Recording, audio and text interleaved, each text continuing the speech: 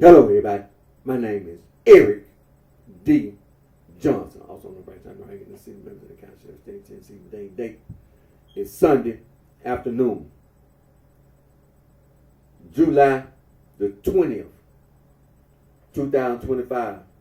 Time is 2 o'clock p.m. First, I thank my family, my support for continue, continue to keep myself employed. The Memphis Tri-State area, continue to further my education. And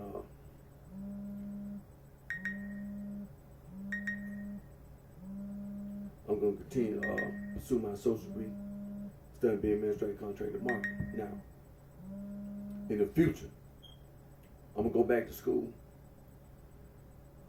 and I'm going to earn my social degree as well as other degrees. And now, I'm going to start my Facebook Live. So,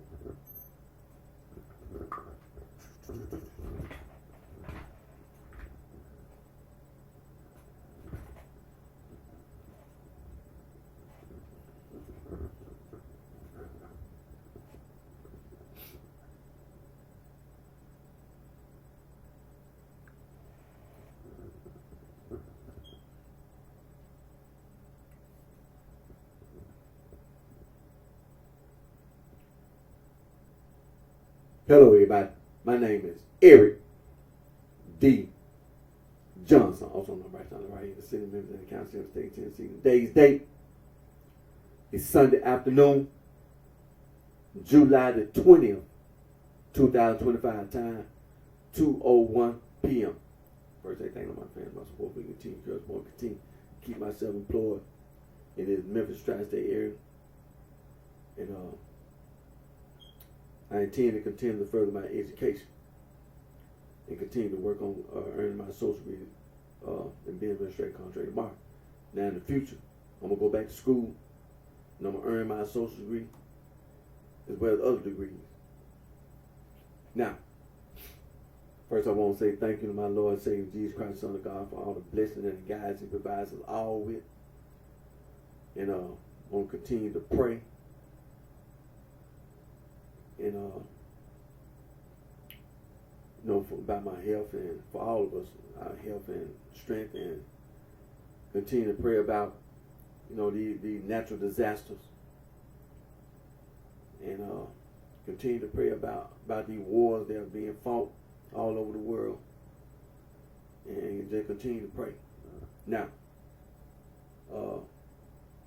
like I said, we're gonna continue from this point on indefinitely on prehistoric religion, as well as the history of life, human evolution, as well as, in addition to human evolution, the timeline of human evolution. So,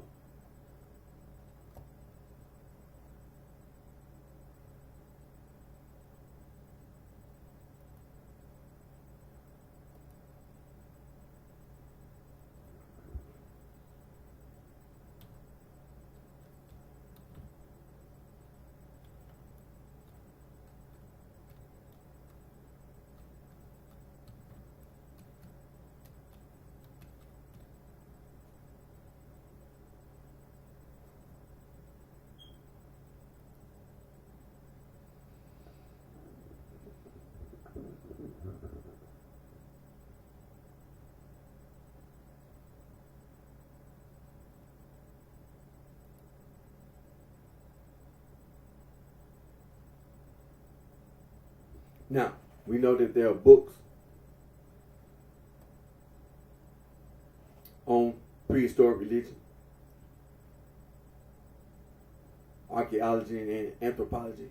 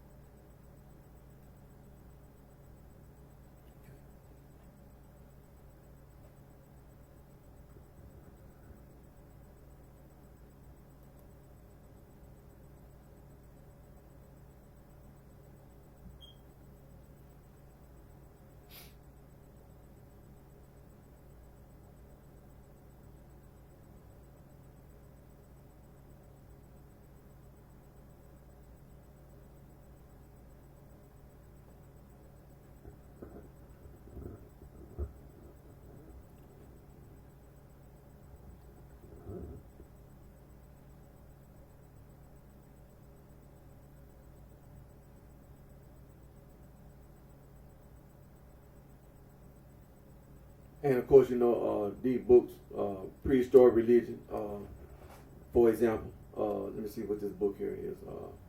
A History of Religions, Prehistoric to Contemporary. You can buy that book at Thrift Books for $21.93.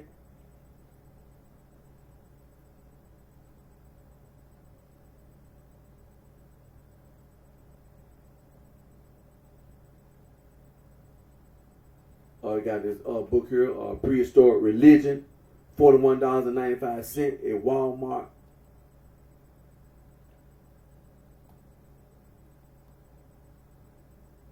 There's another book here. What's this? Prehistoric Religion, A Study in Pre-Christian Antiquity. Oh, that's volume number 2.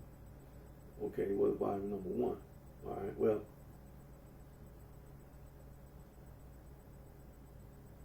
Okay, now here's a book, Prehistoric Religion, A Study in Prehistoric Archaeology, $22.95 at Amazon.com. All right, let me go back up here.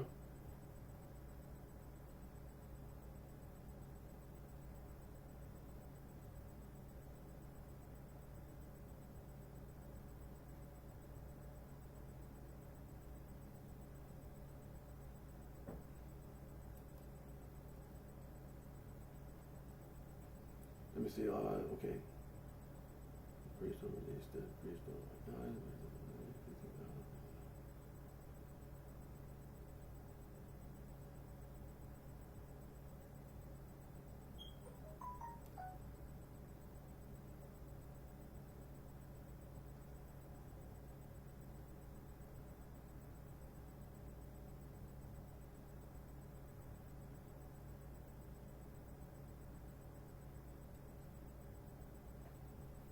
So like I said, there are numerous books on the topic of prehistoric religion. And we can also say that there are numerous books, in addition to that, numerous books dealing with archaeology and anthropology, dealing with traditional African religion, or traditional, ancient African religion. There are numerous books available, Walmart, Amazon.com, Thrift Books, Barnes and Noble, so on and so forth.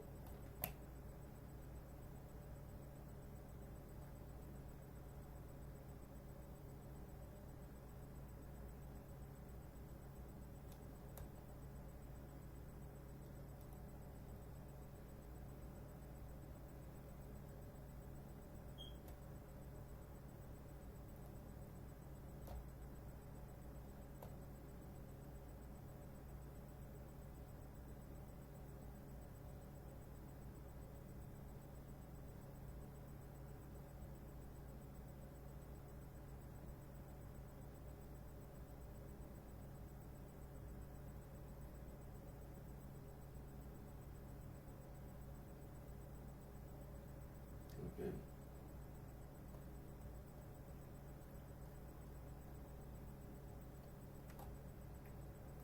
So like I said, in depth, we're going to be on this prehistoric religion indefinitely.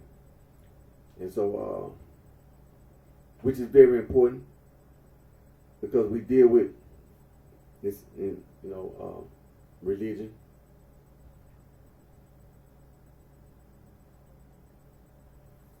Theology and things of this nature. And so,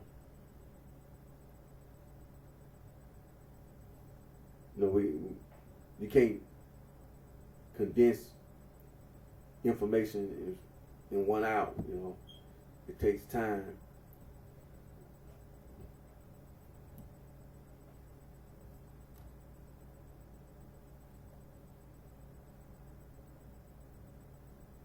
And so, we refer to the quick reference, as well as other sources.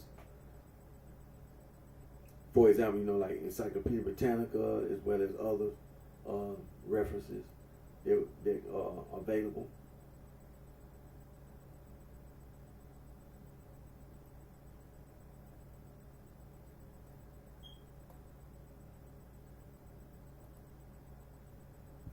And so, prehistoric religion, like I said, Wikipedia is the quick reference. And all available citations and books they took to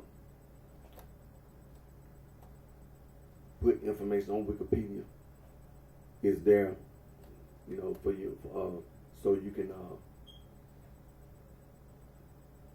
look at the information and go refer to those books on your own, in your own time. And so prehistoric religion is the religious practice of prehistoric cultures. The period before written records makes up the bulk of human experience. Over 99% of human experience. When they say human, now remember the PhD. Remember, when you hear human, that's important now. Because, you know, evolution, you know, human. When you say human,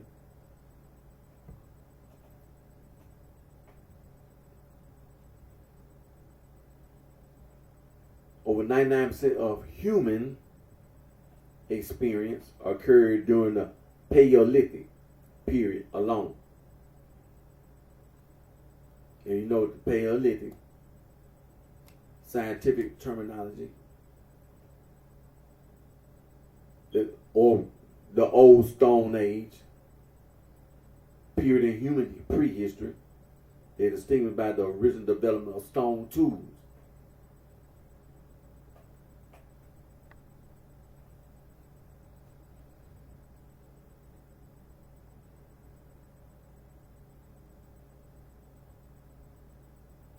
And so, prehistoric cultures spanned the globe and existed for over 2.5 million years. Their religious practices were many and varied, and the study of them is difficult due to the lack of written records describing the details of their faith. Being that we are humans, you know what I'm saying? That's a very important statement to say. That prehistoric cultures spanned the globe and existed for over 2.5 million years. Their religious practices were many and varied. So when you say practices, and we talking about prehistoric now, we don't put your brain in today's, you know, advancements in prehistoric times. You had to see prehistoric times in prehistoric times, including humans. For example, nudity. We had to see prehistoric humans as being nude, because that was a time that we talking about. We talking about prehistoric cultures, as well as custom cultures. And so prehistoric cultures span the globe.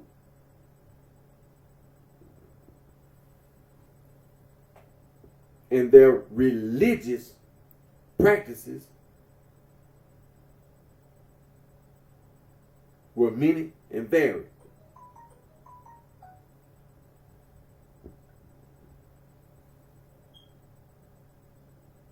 And when we try for us as humans to study, you know, to make ourselves known of that time period, is very difficult.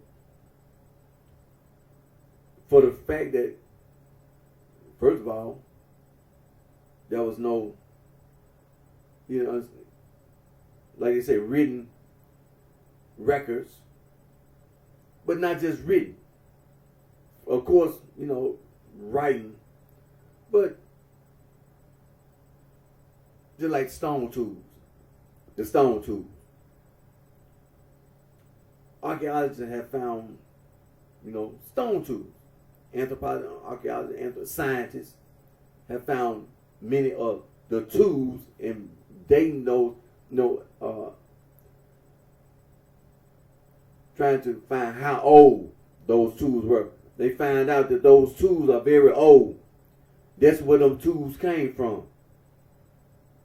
They came from the lower Paleolithic.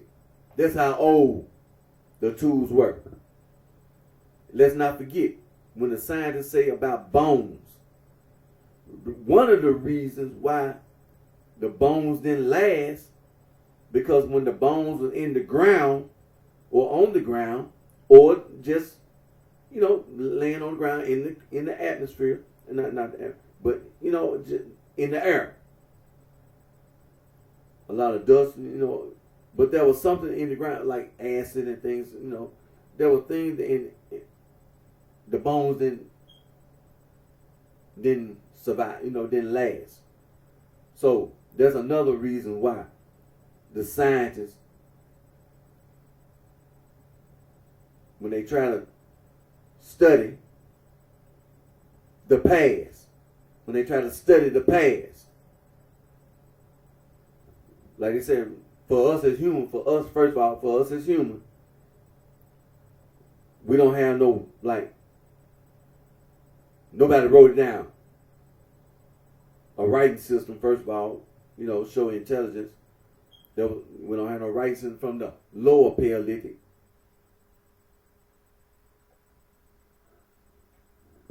It's not written down for us to read today.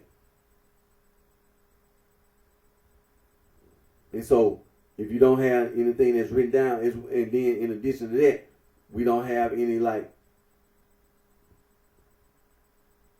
objects, any other, like stone tools. We don't have any other objects that we can say is religious, and saying that that's the religion. We don't have religious objects. We have stone tools, but to say that the scientists have discovered religious objects,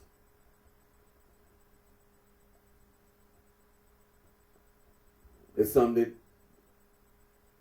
the scientists ain't really just gonna say that this was a religious object and this is the religion of that particular, And so,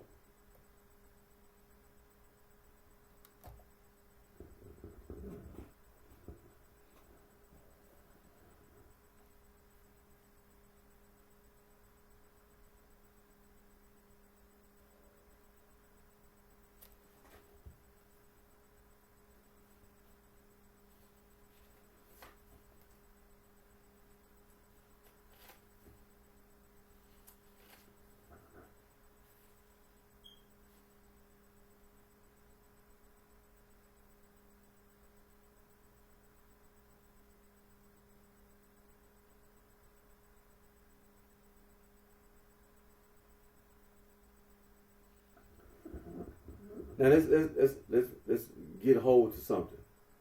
All right, when we put that word prehistoric, we talking about prehistory. And when we think in our mind about the people that we know in the prehistory, for them, what would be prehistory? We talking about the lower Paleolithic. See, I want to put your mind in the same concept, in the same thought. That when you think about prehistoric cultures, they had to come from somewhere.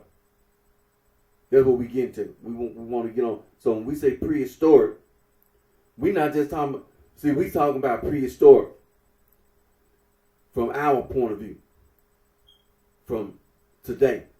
See, we thinking today, we trying to learn about 1,000,000 years ago, prehistory, pre-written. But it's something that I don't want you to forget.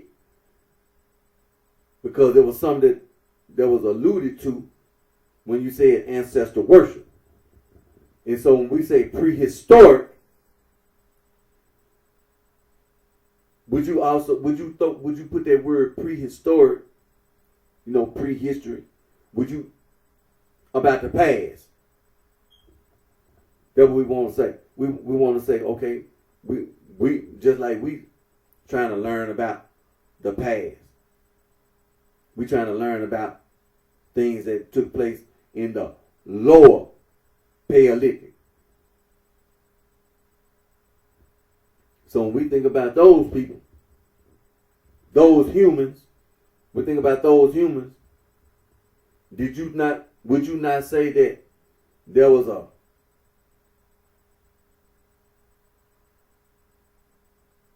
about their past,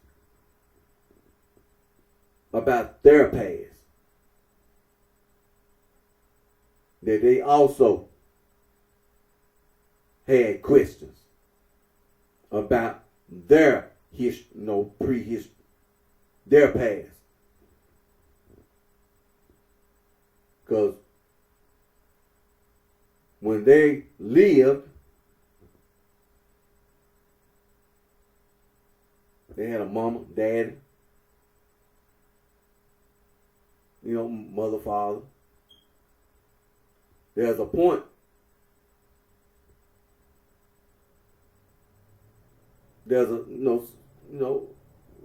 where you came from. See, today, we sitting here talking about we primates. We as humans, we primates. You got old world monkeys and new world monkeys. We can pretty much say and then we talk about what? Mammals. That a primate is a mammal. And mammals all look different. You got some mammals in the water.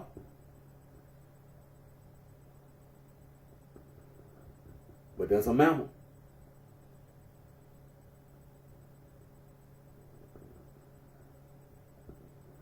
So when we talk about prehistoric, we're going to get to religion. We want to make sure we think about this word prehistory. Because we talking like we talking from our today point of view. Prehistory. But there was a statement, there was something that was said in there. It said that, let me go back here and read. It said prehistoric religion is the religion. We talking about prehistoric, but we still talking about prehistory. But we put that word religion on the end. Religion is the religious practice of prehistoric cultures. So when you put religion on it, it's really culture. Cultures and customs. So prehistory, the period before written records.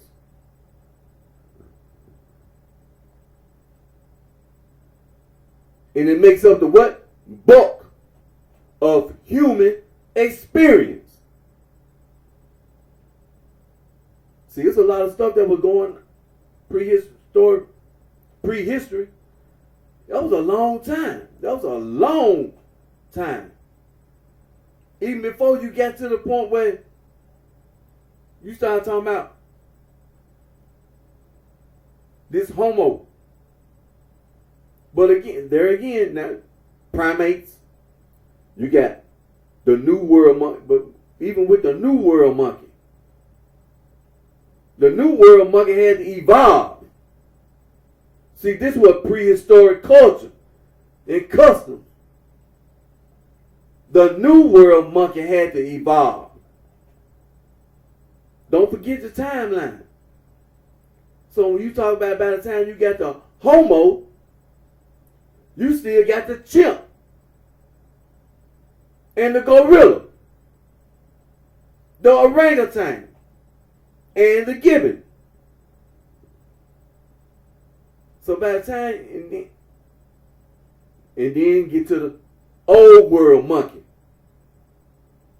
The old world monkey, this still prehistory. It's still prehistory. But we just want to get into the human point of view. And then when you get to the point, you get to Homo. When Homo came into existence, archaic humans, and then anatomically modern human, the size of his brain. So they said that, remember now, archaic human, his cognition wasn't the same as anatomically modern human, because his brain was what? Smaller. His skull was smaller. His brain was smaller. The way he was made was different. That's the reason why when you see the skull, the way he was made, it was evolution. Archaic humans were living on this earth. But, like the scientists say, we're going to get to that word, cognition. We're going to get to that. Because there had to be an evolutionary change to make his brain larger. So then the anatomically modern human, his cognition, he can visually, his senses. Anatomically modern human has senses. He can sense. He can smell. He can taste. He can hear. He can see. He can feel. He can sense his environment. There's something about the archaic human that the anatomically modern human, he can sense. And because of his cognition, some of them archaic humans were still, they hadn't, so when we talk about prehistory, archaic human, he hadn't evolved. The archaic human he just learned how to bipedal.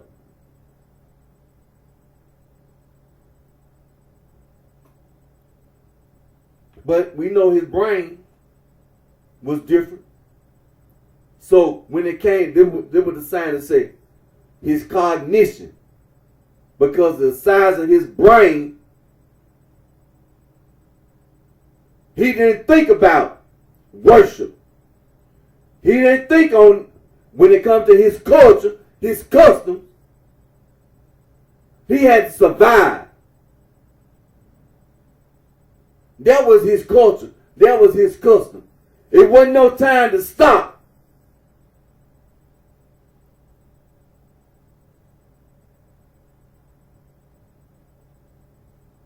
Because all he was doing was trying to survive. His environment was what, see, we can't think about archaic human in the environment, the world that he lived. You got to think about cognition. Some could kill archaic human, and archaic human could kill.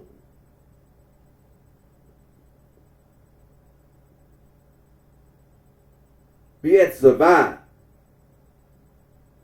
And when it comes to reproduction,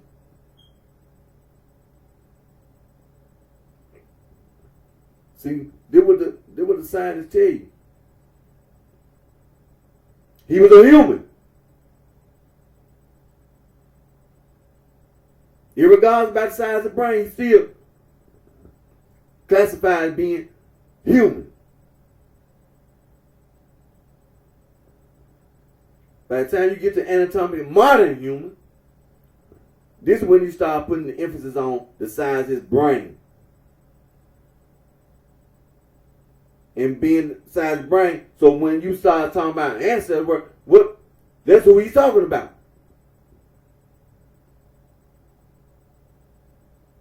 Because he wasn't that far away.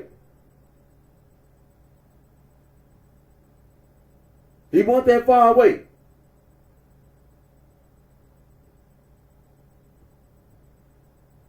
He couldn't been that far away. Like it is for us. We talking a million years ago. We talking about we found some bones and we trying to learn about million years ago. However, when it comes to anatomic and modern human, how far you think it is from an anatomic and modern human to an archaic human?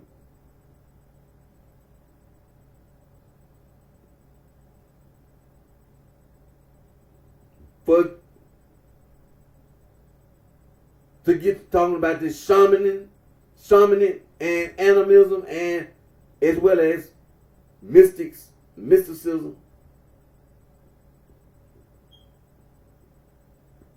anatomic modern human, the hunter-gatherers, archaic humans, had to survive. He hadn't got to the point. This is the reason why they were telling you about Homo turcana and Homo erectus. Before you even get to the point that Homo erectus, the reason why they say he was Homo erectus, because he stood up erect. The other archaic human was still down on all fours. He was an archaic human classified as being Homo. Human. His life, his culture, his custom was different because the way he was made. He hadn't evolved yet, but he's still a human.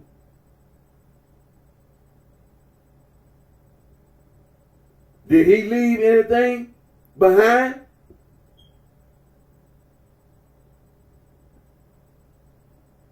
For those coming behind him, did his brain make him think about his offspring?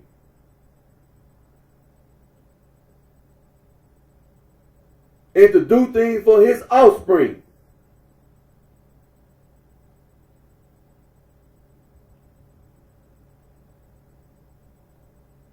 That's what it means, prehistoric.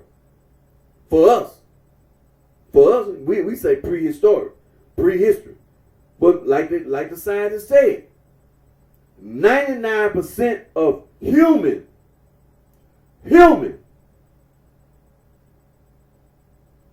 Let's make sure we look at this timeline.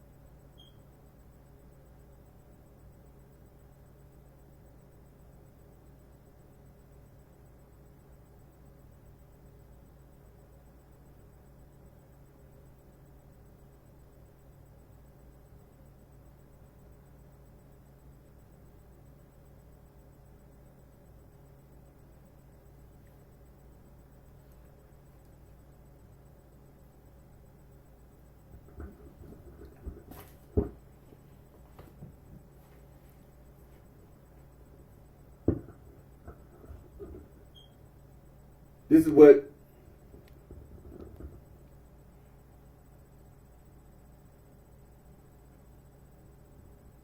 a little light on there. Hold on.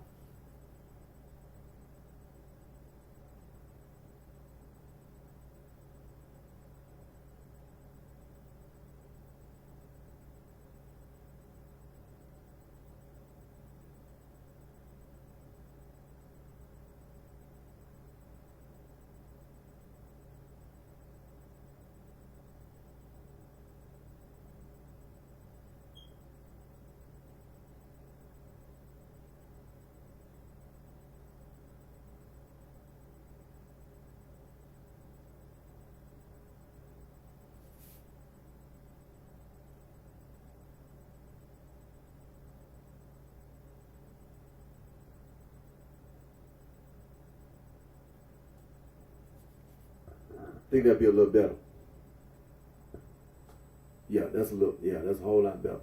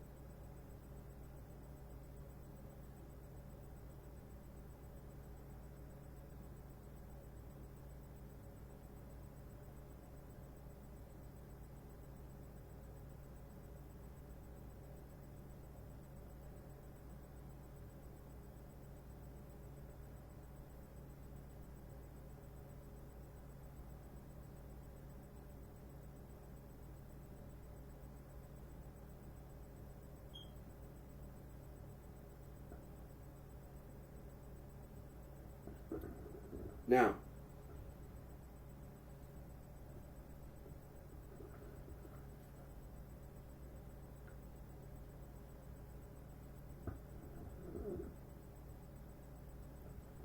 and so again, when we say prehistoric, and then put on behind it religion, but we want to when we say prehistoric, we know we're talking about before written records. And so, prehistory, the period before written records, okay. And it says it makes up the bulk of human experience, and that over 99% of human experience occurred during the Paleolithic.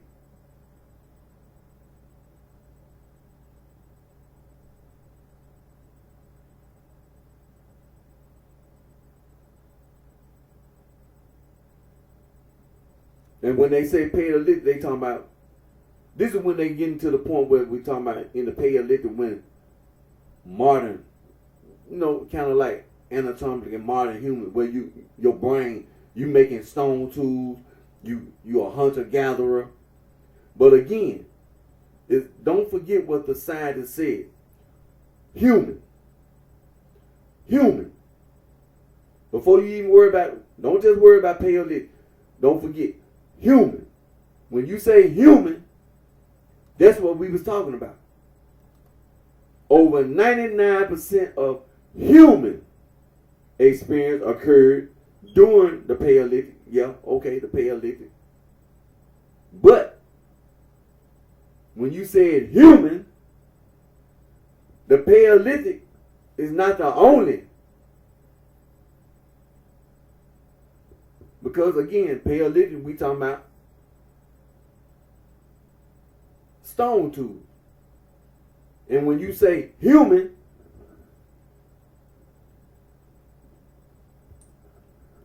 some humans was in a tree. Because he hadn't evolved, but still, scientifically,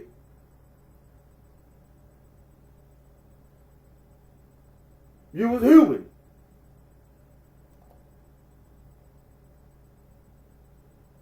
Prehistoric cultures spanned the globe and existed for over 2.5 million years. We getting into this period, like this Paleolithic period.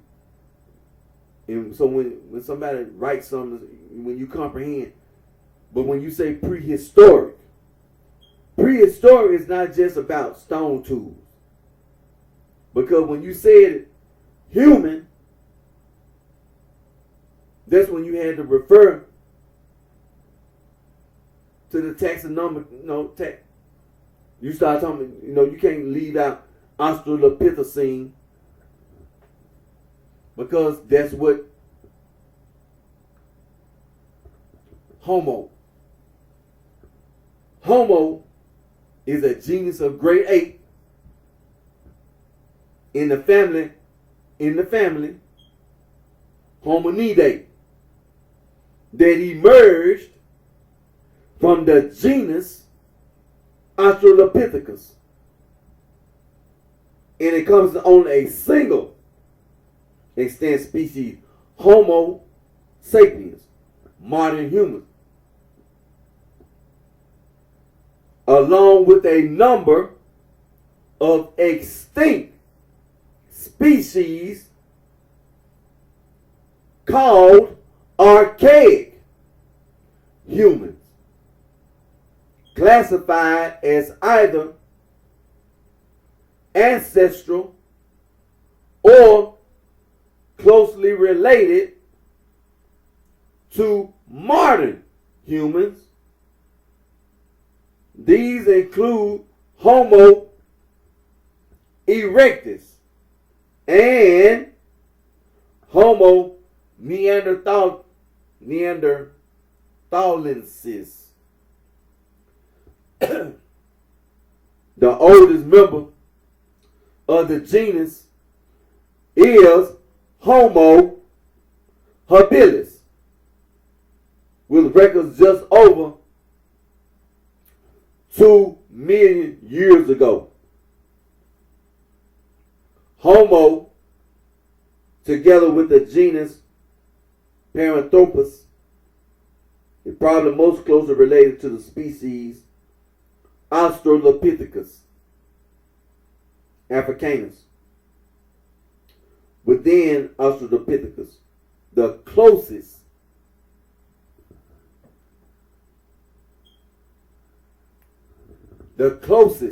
living relatives of Homo are of the genus Pan, the chimpanzees and the bonobos, with the ancestors of Pan and Homo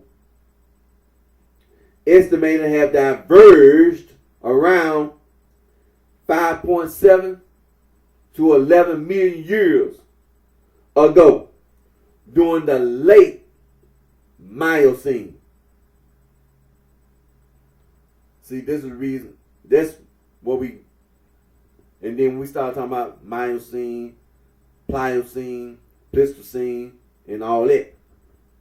Then we got to refer back. We got to go to the earth sciences and see. This is what we're talking about when you got to survive, and how this earth, this globe, is the reason why evolution.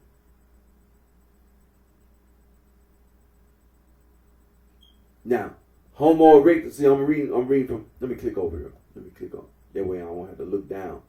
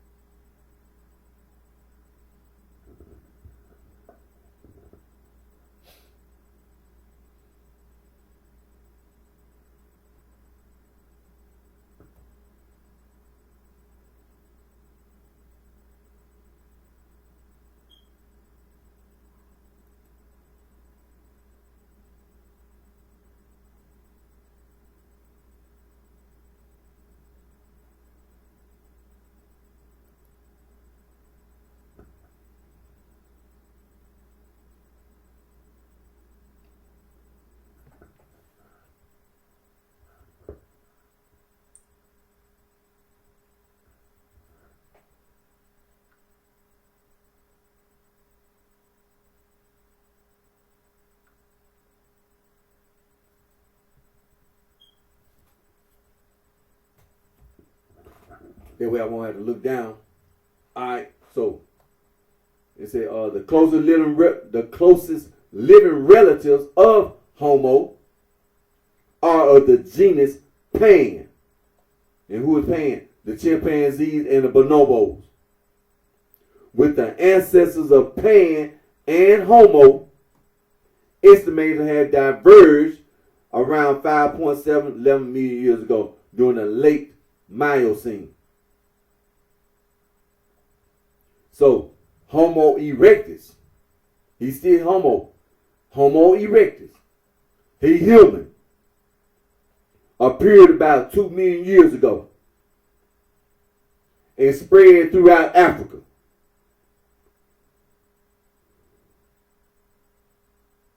Debatably as another species called Homo ergaster.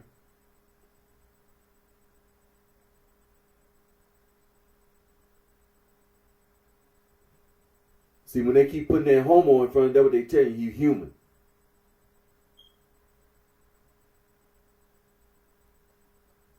And so, let me read that again. Homo erectus appeared about 2 million years ago and spread throughout Africa.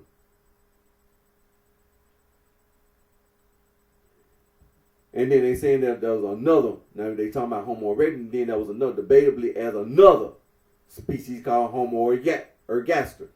And so, throughout Africa and Eurasia in several migrations. The species was adaptive and successful and persisted for more than 1 million years before gradually diverging into new species around 500,000 years ago.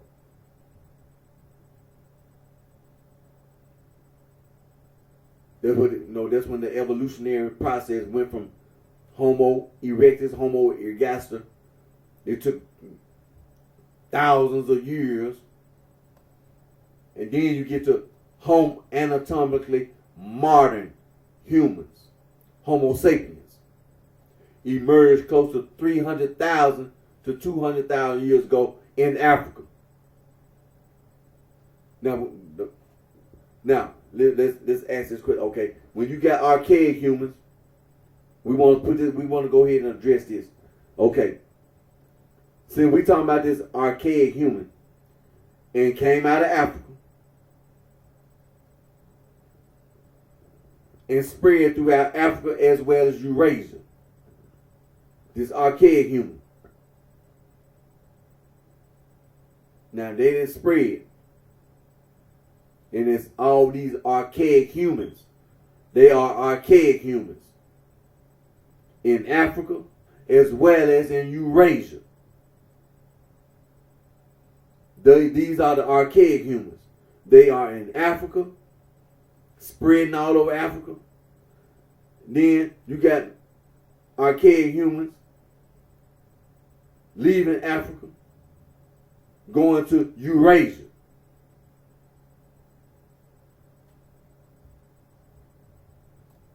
And saying the species was adaptive and successful. So he adapted and successful. He had to survive. And persisted for more than 1 million years. He been this archaic human.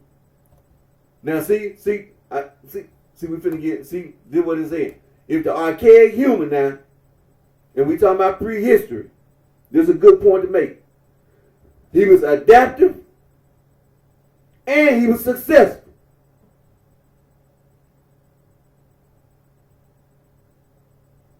Did he leave anything behind besides his bones? Because he was adaptive and successful. And he did what? He persisted for more than 1 million years.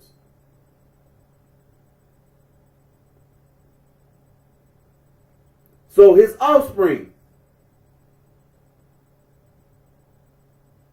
is it anything about religion that the archaic human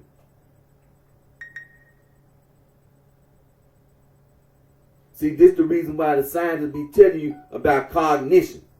Because the archaic human, his brain his brain was different. He been living for over 1,000,000 years, but his brain was different.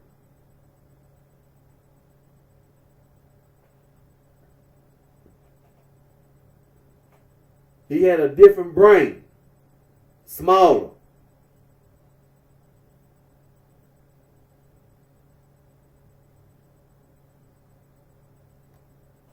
Then you get to who? Anatomically modern humans. Came from who?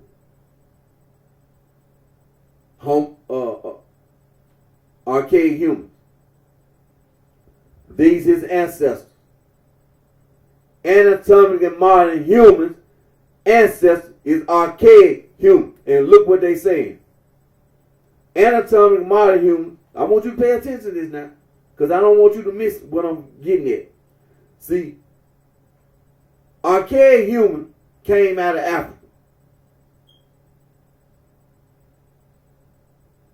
and spread all over Africa and migrated to Eurasia and was living in Africa and Eurasia.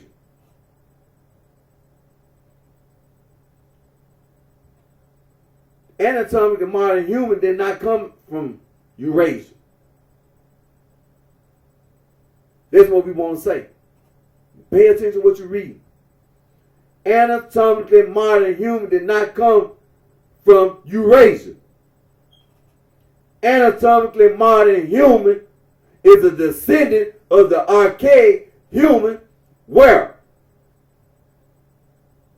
emerged close to 300,000, 200,000 years ago in Africa. And who else? And Homo neanderthalensis emerged around the same time. So you got Homo sapien in Africa. And who else? Homo neanderthalensis emerged around the same time in Europe and Western Asia. Now, Homo sapiens dispersed from Africa in several ways.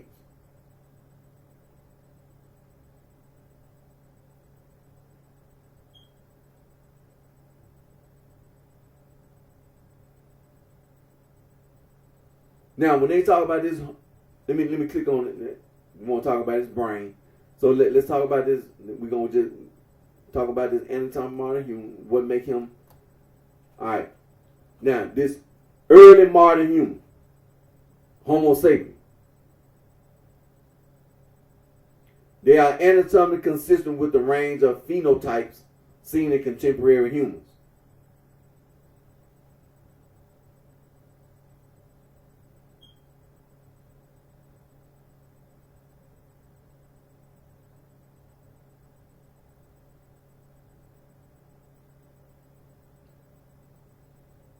I'm going to have to click on Homo sapiens right quick, because there's something that they're saying. All right, Homo sapiens, humans, Homo sapiens or modern humans are the most common and widespread species of primate. And the last surviving species of the genus Homo. They are great apes, characterized by their hairlessness, bipedalism, and high intelligence. Humans have large brains, enabling more advanced cognitive skills that facilitate successful adaptation to varied environments, development of sophisticated tools, and formation of complex social structures and civilizations. So that's what we're talking about. We're talking about Homo. Human. Homo sapiens.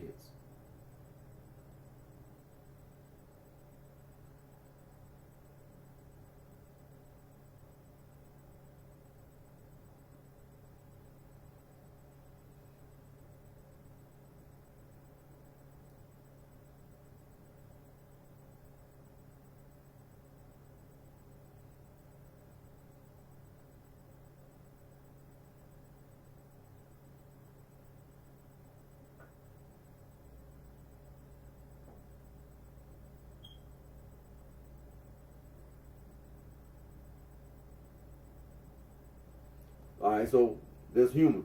Now I'm gonna click back because we got to click over here to this.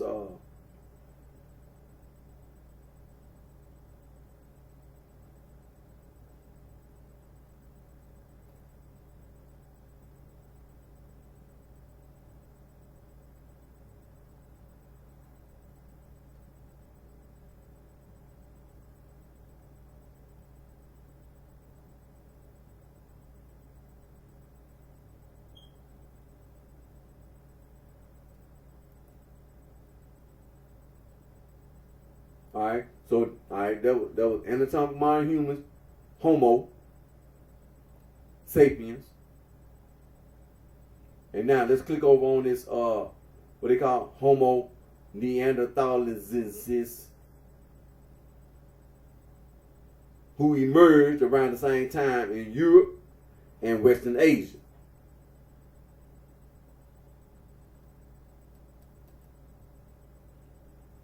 Now, this Neanderthal, he Homo.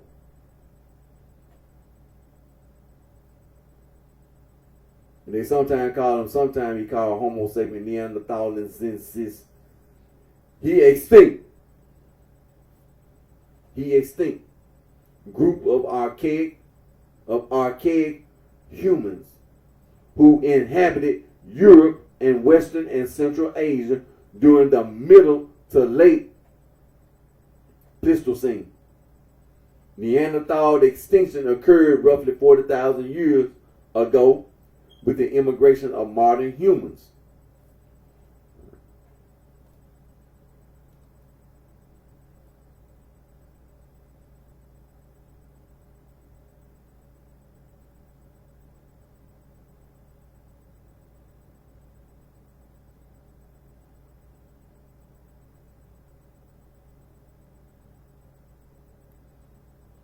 And so ago with the immigration of modern humans, Cro-Magnons. So let me click on that, Cro-Magnons. Who the Cro-Magnons? All right, Cro-Magnons or European early modern humans.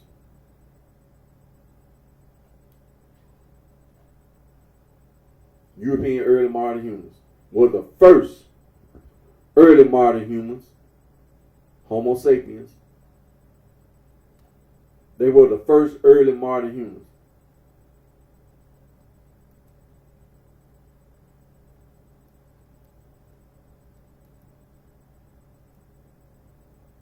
They were Homo sapiens to settle in Europe and North Africa,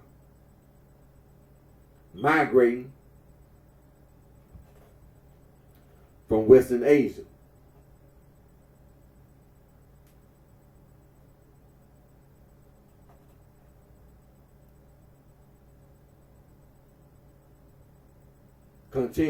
Continuously occupying the continent, possibly from as early as 56,000, 800,000 years ago.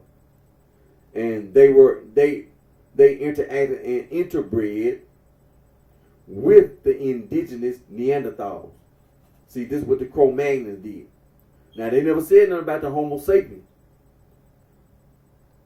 but they said that the European early modern humans, interbred with the Neanderthals of Europe and Western Asia, who went extinct 35,000 to 40,000 years ago. The first wave of modern humans in Europe, the initial Upper Paleolithic, left no genetic legacy to modern humans. Hold on. Wait, what did they say? Left no genetic legacy to modern Europeans.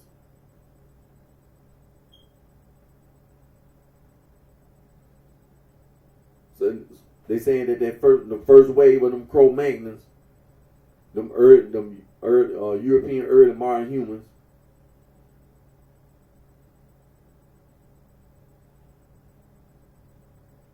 they left no genetic legacy to modern Europeans. However, from 37,000 years ago, a second wave succeeded in forming a single founder population from which all subsequent Cro-Magnons descended, and which contributes ancestry to present-day Europeans, West Asians, and some North Africans. Cro-Magnons produced Upper Paleolithic cultures. The first major one being the Aurignacian nation, which was succeeded by the Gravitian,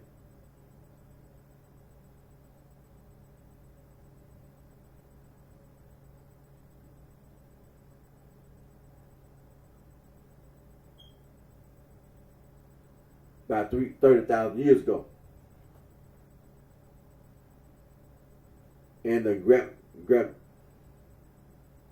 Gravitian split into the Epi-Gravitian in the east and Solotrian.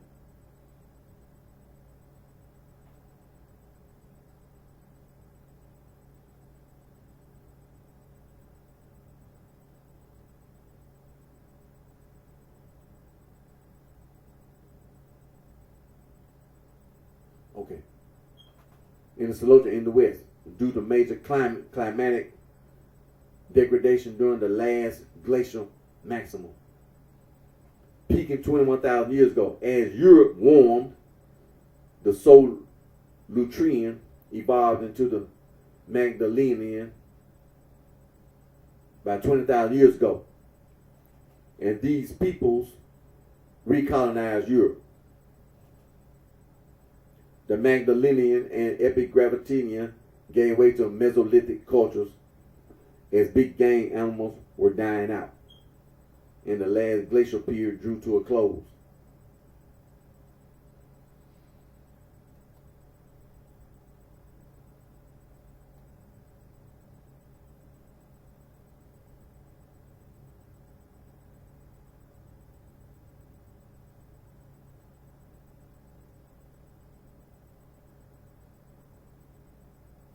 They say the Cro-Magnons were generally more robust than most living populations and having larger brains.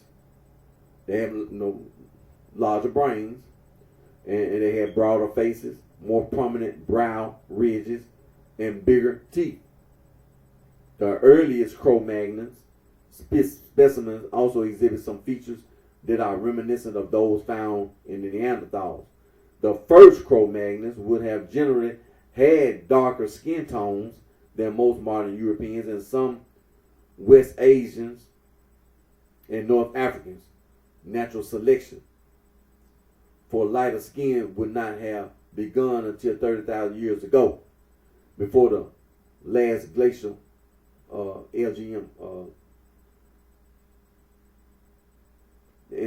Before the LGM, Cro-Magnons had overall low population density, tall stature similar to post-industrial humans, and expansive trade routes stretching as long as 900 kilometers, and hunting big game animals. Cro-Magnons had much higher population than the Neanderthals, possibly due to higher fertility rates.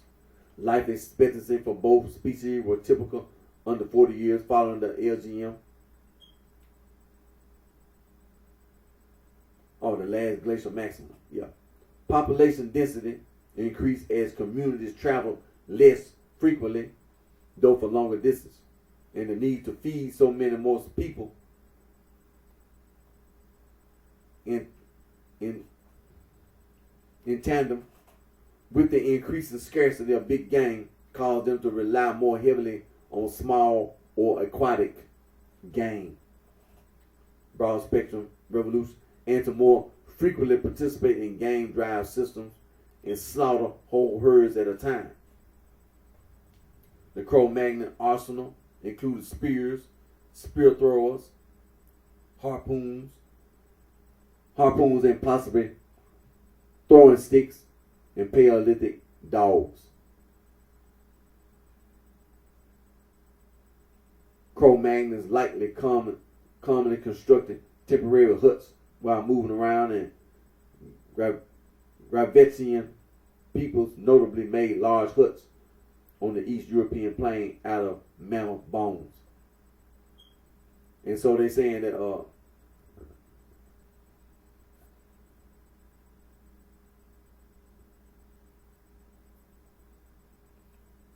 and Cro-Magnons are well renowned for creating a diverse array of artistic works, including cave paintings, Venus figurines,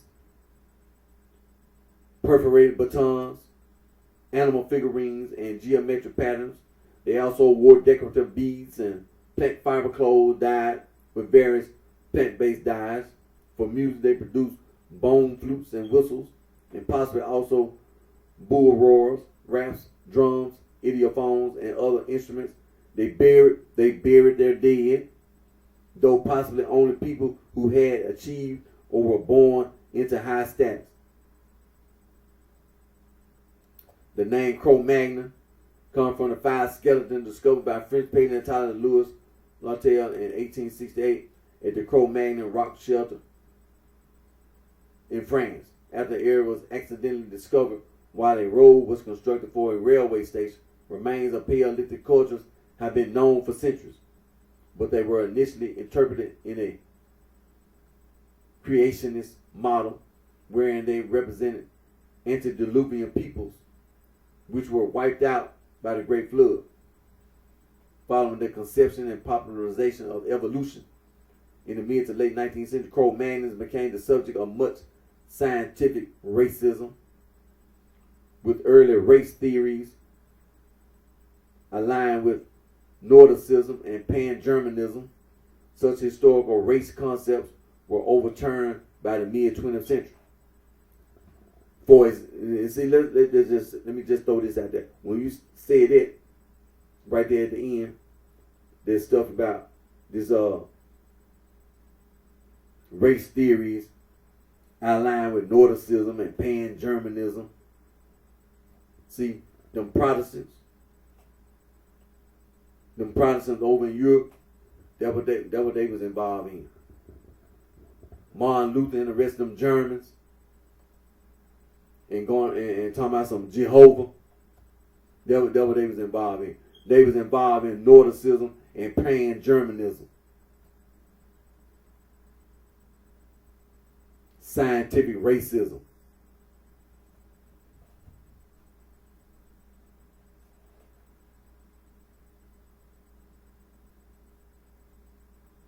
And scientific racism that's talking about, sometimes termed biological racism, is the pseudo-scientific belief that the human species is divided into biologically distinct taxa called races, and that empirical empirical evidence exists to support or justify racial discrimination, racial inferiority, or racial superiority.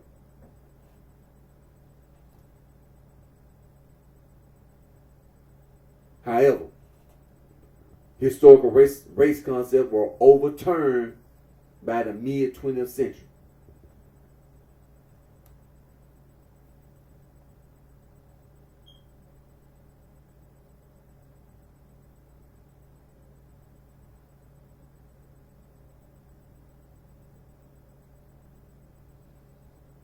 So let me click. So that's the Cro-Magnon.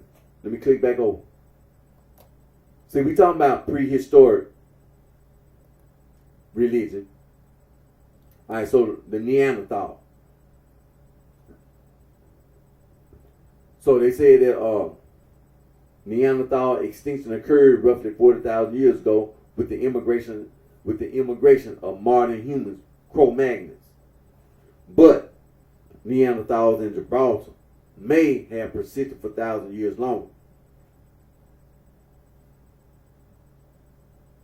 Now, the first recognized Neanderthal fossil, Neanderthal 1, was discovered in 1856 in the Neander Valley, Germany. At first, Neanderthal 1 was considered to be one of the lower races. You see what I'm talking about?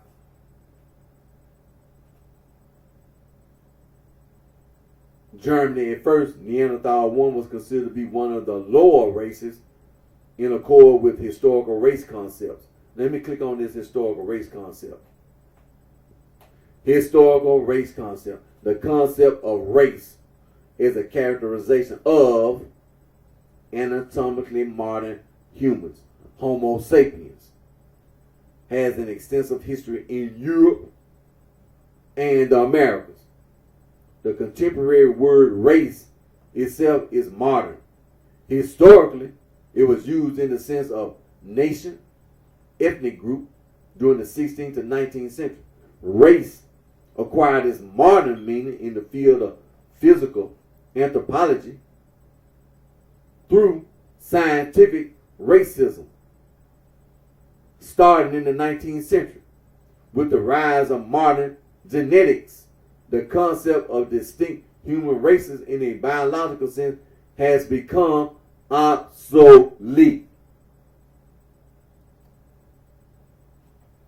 Throw it out. The American Anthropological Association's 1998 statement on race outlined race as a social construct, not biological reality. Say that again. The American Anthropological Association's 1998 statement on race outlined race as a social construct, not biological reality.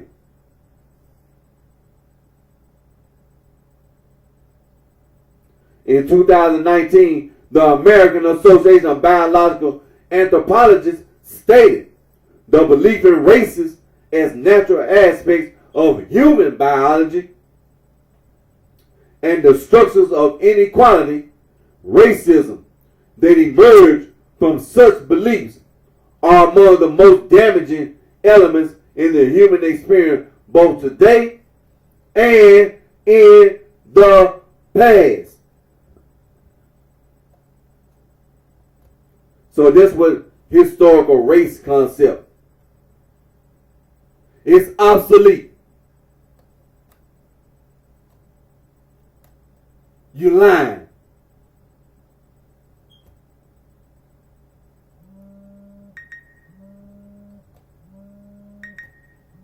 And so we get back over here to Neanderthal.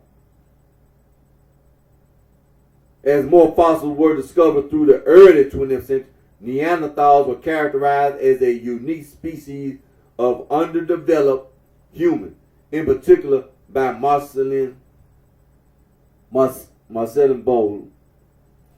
By the mid-20th century, it was believed that human evolution progressed from an ape-like ancestor through a Neanderthal phase to modern humans. This gave way to the Outer Africa theory in the 1970s with the sequencing of Neanderthal genetics. First in 2010, it was discovered that Neanderthals interbred with modern humans.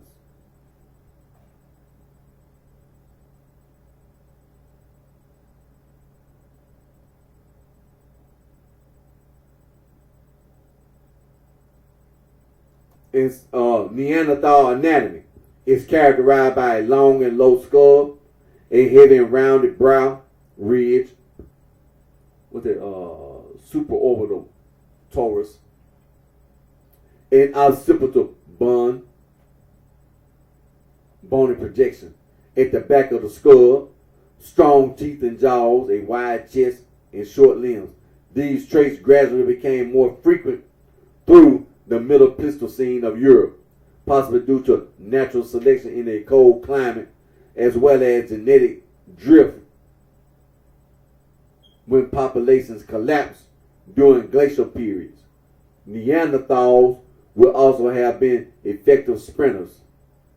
Neanderthal specimens vary in height from 147.5 to 177 centimeters, from 4 feet 10 into 5 feet 10 inches. So he had, Neanderthal had a vary in between 4 feet to 5 feet 10, almost 6 foot, with average male dimensions of maybe 165 centimeters, 5 feet 5 inches, and 75 kilometers or 165 pounds.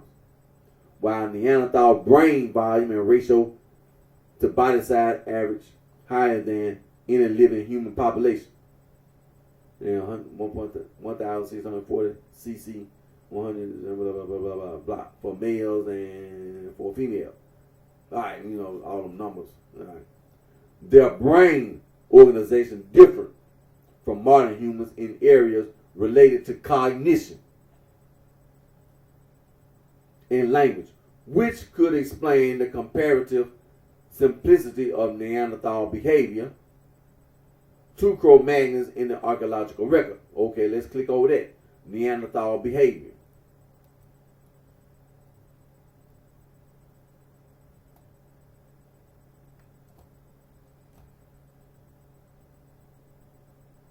Alright, for much of the early 20th century, Neanderthal behavior was depicted as primitive, unintelligent, and brutish.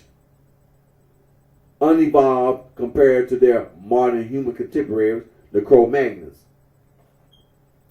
Although knowledge and perception of Neanderthals has markedly changed since then in the scientific community, the image of the underdeveloped caveman archetype remains prevalent in popular culture.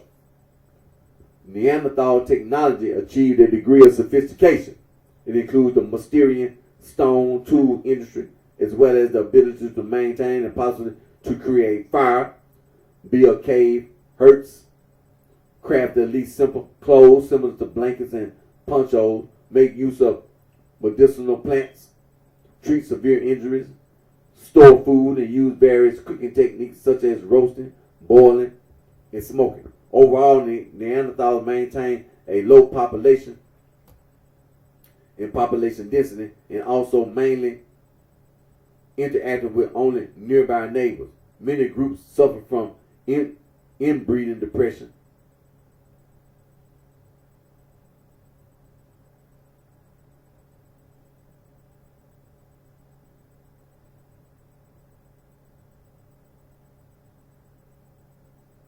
And so, that inbreeding depression is the reduced biological fitness caused by loss of genetic diversity. As a consequence of inbreeding, the breeding of an individual closely related genetically. This loss of genetic diversity results from small population size, often stemming from a population bottleneck. All right. Communities may have seasonally migrated between caves, but most of the raw materials Neanderthal used were collected within only 5 kilometers of a site, indicated by frequent evidence of stunted growth and traumatic injuries. Neanderthals lived harsh lives, which may be implicated in the 150,000 year stagnation in Neanderthal stone tool innovation.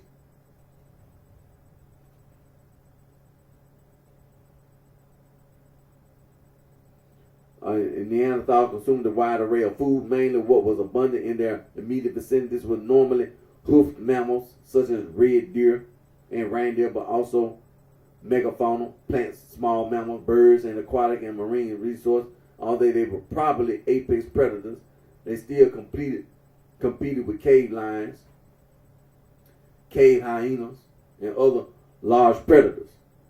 A number of examples of symbolic thought and Paleolithic art have been inconclusively attributed to Neanderthals, namely possible ornaments made from bird claws and feathers, collections of unusual objects including crystals and fossils, and engravings.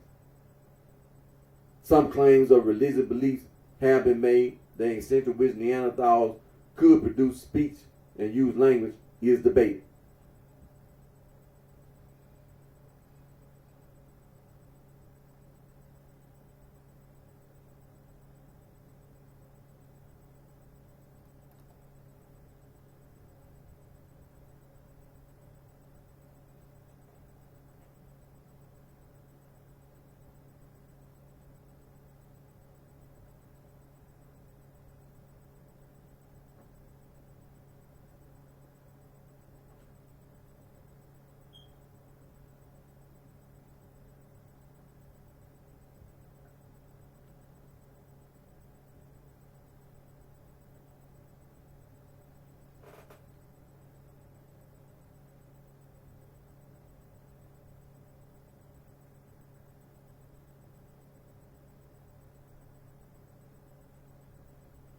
So we're still talking about humans.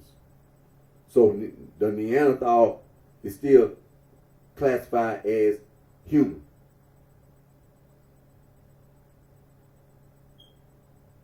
Because scientifically he is Homo neanderthalensis, or sometimes Homo sapien neanderthalensis.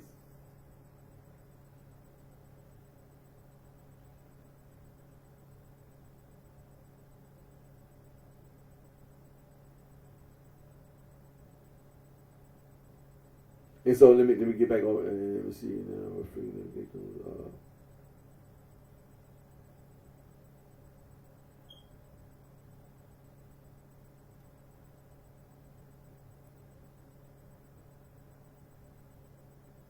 Okay, we'll get back over here. Neanderthals maintained a low population and suffered inbreeding depression, which may have impeded their ability to progress technologically. They produced Mysterian stone tools, that's a Middle Paleolithic instrument, and possibly wore blankets and ponchos. They maintained and might have created fire. They predominantly ate whatever was abundant close to home, usually big game as well as plants and mushrooms. Neanderthals were frequently victims of major physical traumas and animal attacks. Examples of Paleolithic art have been inconclusively attributed to Neanderthals, namely possible ornaments made from bird claws and feathers, collections of unusual objects, including crystals and fossils, and engravings. It was uncommon for Neanderthals to bury their dead. So, whenever you talk about this, people being buried, they said it was uncommon. Neanderthals didn't, it wasn't no, I guess if you died, they just leave, you just die. Wherever you died, All right, so, but we want to make sure, when we talking about this Neanderthal, scientifically, he human. He Homo. So we click back over. So we get back, we back over here on Wikipedia on Homo. Now we talking about anatomically modern humans. And we had what? In Africa, and Homo neanderthal emerged from the same time in Europe and Western Asia. Now, Homo sapiens dispersed from Africa in several ways.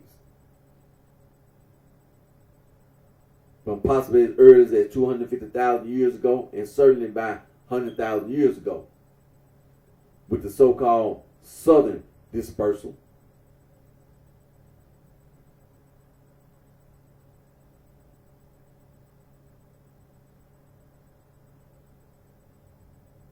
Now, what they talking about there? All right, let's click on that. We're going to have to click on that. The southern dispersal. The southern dispersal. In the context of the recent African origin of modern humans, the southern dispersal scenario, also the coastal migration or great coastal migration, refers to the early migration along the southern coast of Asia, from the Arabian Peninsula via Persia and India to Southeast Asia and Oceania. Alternative names include the Southern Coastal Route or Rapid Coastal Settlement, with later descendants of those migrations eventually colonizing the rest of Eastern Eurasia, the remainder of Oceania, and the Americas. According to this thesis, the dispersal was possible thanks to the development of a multi-purpose subsistence strategy. Excuse me. Based on a collection of organisms, fish, crustaceans, mollusks, algae, which are part of the biotic communities of the intertidal zone, the transition ecosystem between land and sea, between the upper limit of high tides and the lower limit of low tides. Organisms left behind by the waters which retreat during ebb tide and which people could harvest from the ground in reefs left unsubmerged or in shallow water at low tide. In support of this hypothesis, there are the remains found on an ancient Pleistocene reef, now emerged near the locality of Abdur in Eritrea. Its rocks are the result of the compaction of marine debris about 125,000 years ago and contain fossil remains of a complex biotic community of the coast of the time. Large colonies of corals, oyster shells, large clams, and other bivalve mollusks, gastropods, and echinoderms. A group of geologists and paleontologists found many blades and tools made of quartz, obsidian, and other fine volcanic stone mixed with the remains of shells.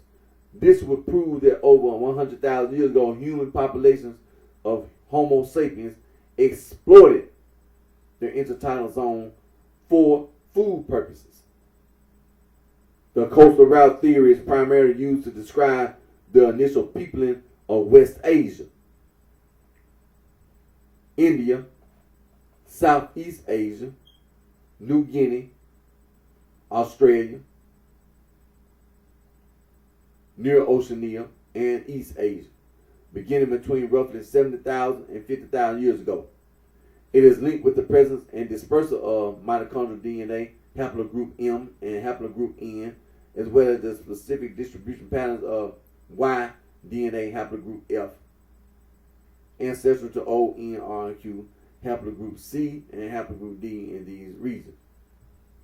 The theory proposed that early modern humans, some of the bearers of mitochondrial haplogroup L3, arrived in the Arabian Peninsula about 70,000, 50,000 years ago, crossing from East Africa via the Bab el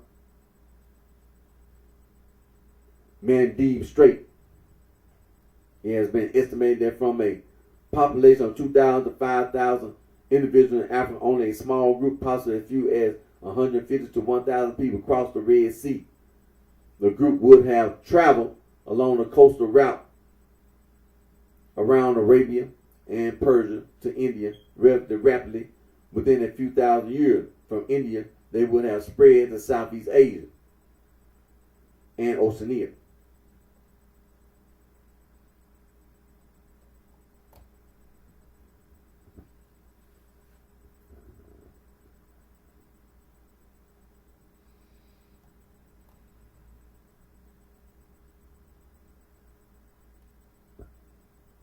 Okay, all right, so that's what they're talking about, the southern dispersal. Let me click back over.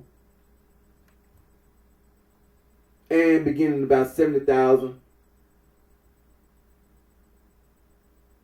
to 50,000 years ago, leading to the lasting colonization of Eurasia and Oceania about 50,000 years ago. So let's see what that is. And leading to the lasting colonization. Let's click over there. See what this talking about.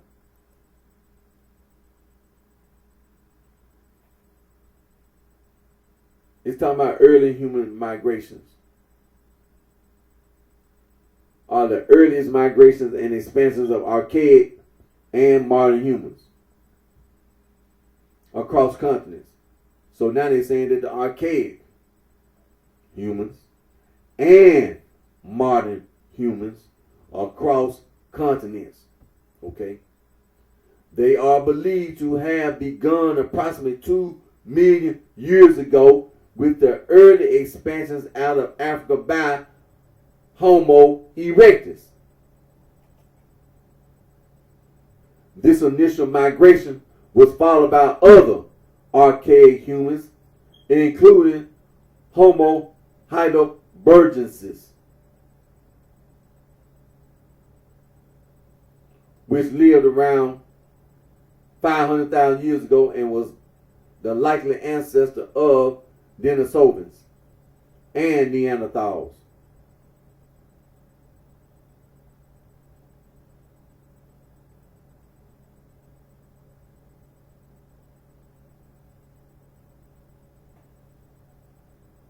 And we know that the Denisovans, they was pretty much looked at as being like the Neanderthals.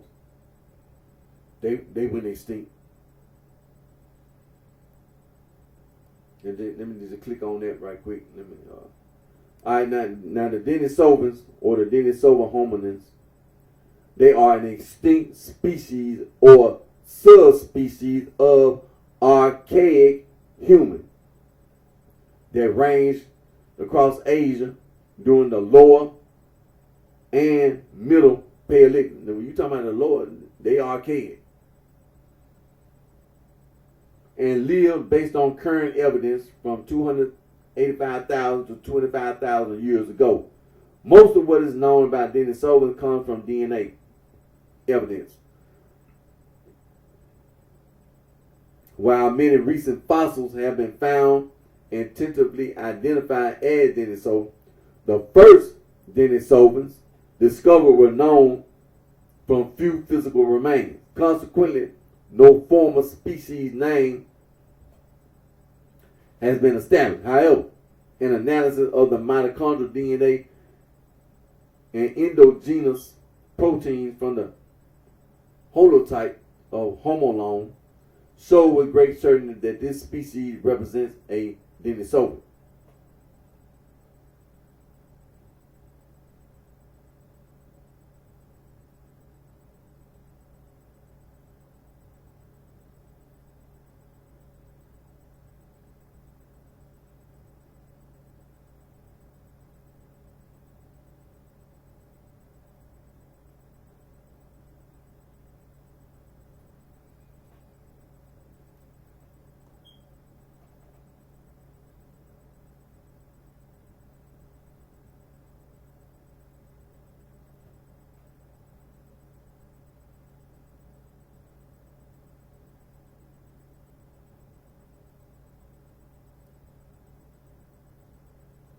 And so, this Denisovan, the first identification of a Denisovan individual occurred in 2010 based on mitochondrial DNA extracted from a juvenile finger bone excavated from the Siberian Denisova cave in the Altai Mountains in 2008.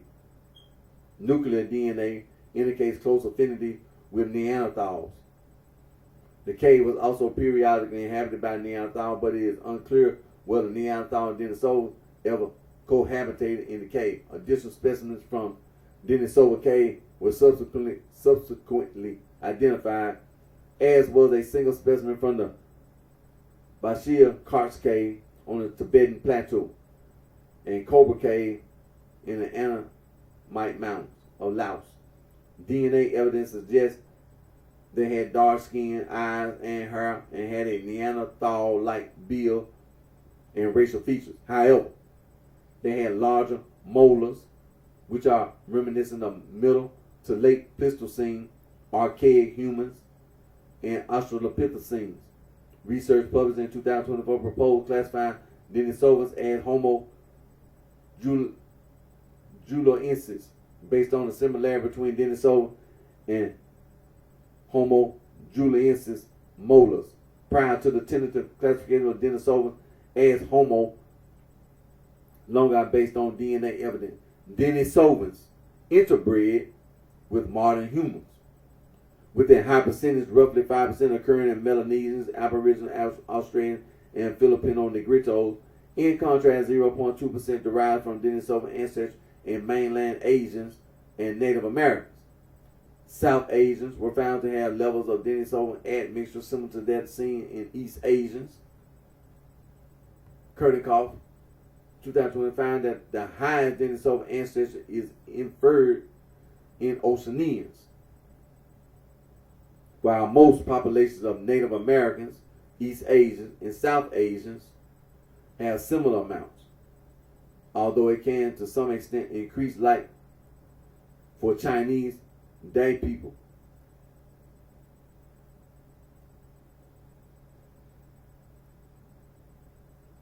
And Southern Han Chinese people, and even for Native Americans like the Karatana people. Mainland Southeast Asians may slightly have more Denisovan ancestry. And the distribution suggests that there was Denisovan population across Asia. There is also evidence of interbreeding with the Altai Neanderthal population, with about 17% of the Denisovan genome from Denisova cave deriving from them. A first generation hybrid nicknamed Denny was discovered with a Denisovan father and a Neanderthal mother. Additionally, 4% of the Denisovan genome comes from an unknown archaic human species, which diverged from modern humans over 1 million years ago. So that's the Denisovan. And the Denisovan, he is a subspecies. He is an extinct species or subspecies of archaic human.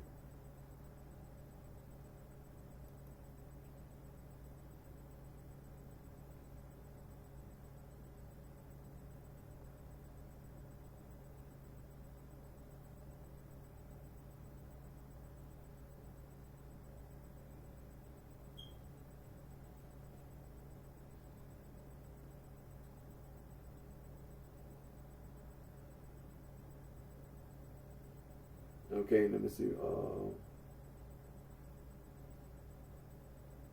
Okay, we was up here.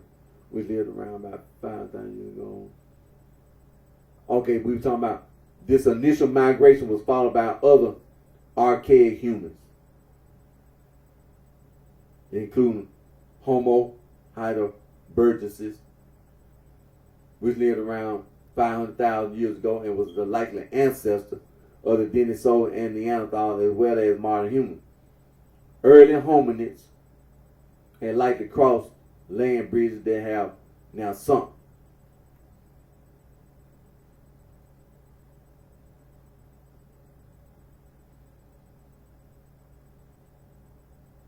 Now, within Africa, Homo sapiens dispersed around the time of its speciation, roughly 300,000 years ago. The recent African origin theory suggests that the anatomically modern humans outside of Africa descended from a population of Homo sapiens migrating from East Africa, roughly 70,000 to 50,000 years ago, and spreading along the southern coast of Asia and to Oceania. By about 50,000 years ago, modern humans spread across Europe about 40,000 years ago. Now, early Eurasian Homo sapien fossils have been found in Apodema Cave, that's in Greece, in Massalia Cave, that's in Israel, dated 210,000 and 194,000, 177,000 years old, respectively. These fossils seem to represent failed dispersal attempts by early Homo sapiens, who were likely replaced by local Neanderthal populations. The migrating modern human populations are known to have interbred with earlier local populations, so that contemporary human populations are descended in small part below 10% contribution from regional varieties of archaic humans.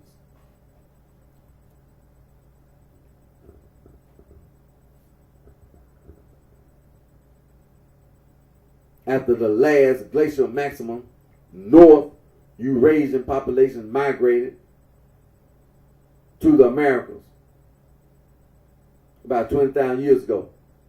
Arctic Canada and Greenland were reached by the Paleo-Eskimo.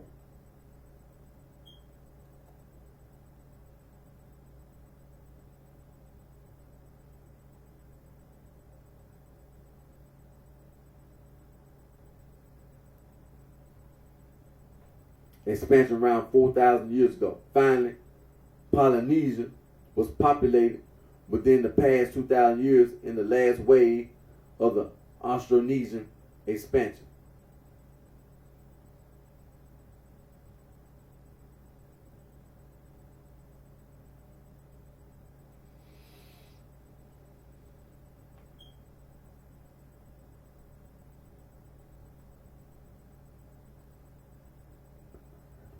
Now, early humans before Homo sapiens. The earliest humans developed out of Australopithecine ancestors about 3 million years ago, most likely in the area of the Kenyan Rift Valley, where the oldest known stone tools have been found. Stone tools recently discovered at the Shangqing site in China and dated to 2.12 million years ago are claimed to be the earliest known evidence of hominins outside of Africa, surpassing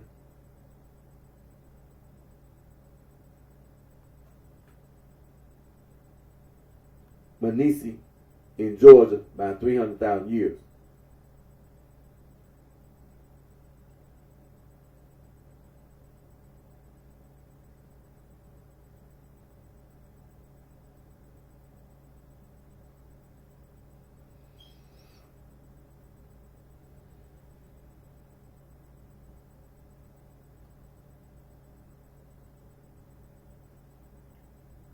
And so,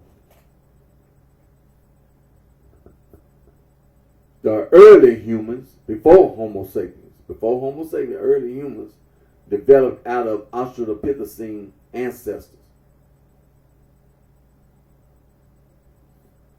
about 3 million years ago, most likely in the area of the Kenyan Rift Valley, where the oldest known stone tools have been found. Stone tools recently discovered at the Shangqing site in China and dated to, okay, where we are.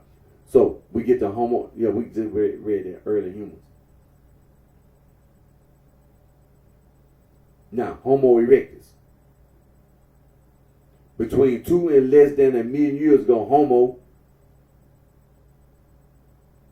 spread throughout East Africa into Southern Africa, Homo ergaster, but not yet to West Africa.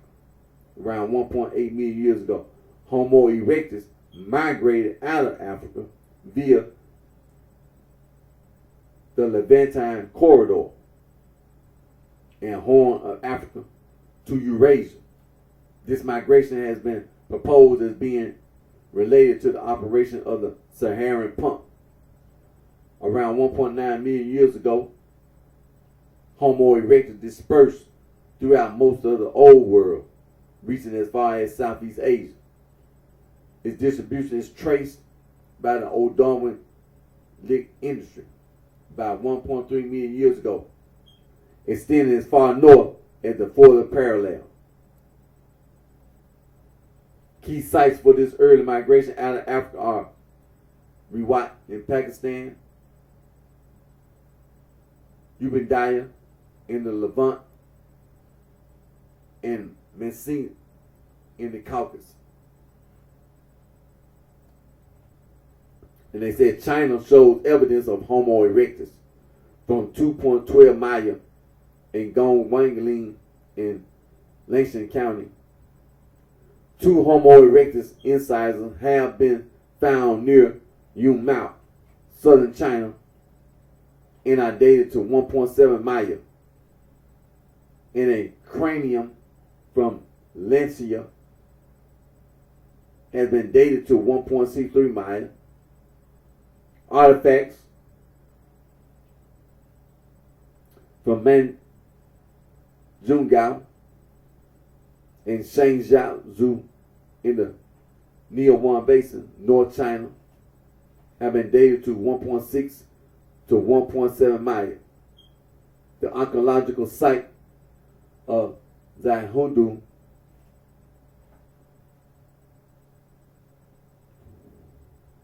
in Shanxi province is the earliest recorded use of fire by Homo erectus, which is dated 1.27 million years ago. Southeast Asia, Java, was reached about 1.7 million years ago. Western Europe was first populated around 1.2 million years ago.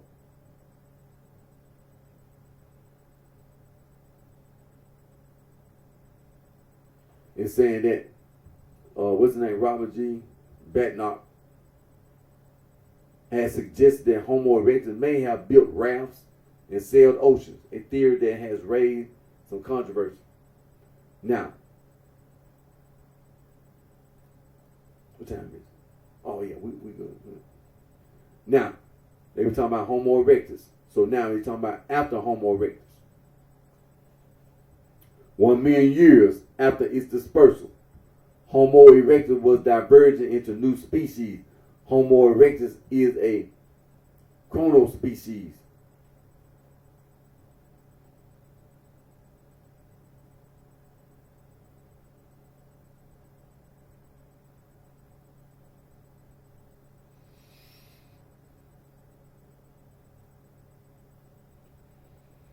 Now, what is that? Chronospecies is a species derived from a sequential development pattern that involves continual and uniform changes from an extinct ancestral form on an evolutionary scale.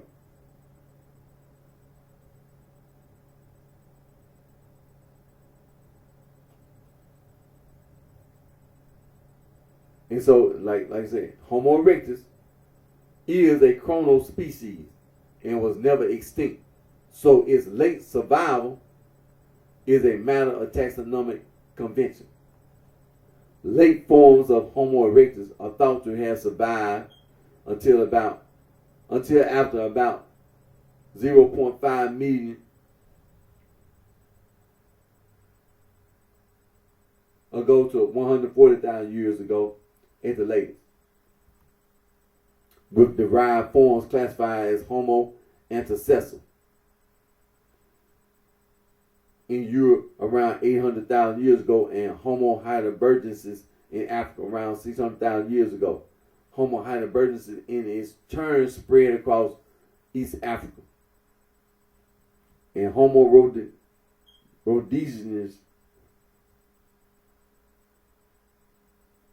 into Eurasia, where it gave rise to Neanderthals and Denisovans. Homo heidelbergensis, Neanderthals, and Denisovans expanded north beyond the 50th parallel. Earthen Pit, Bosgrove,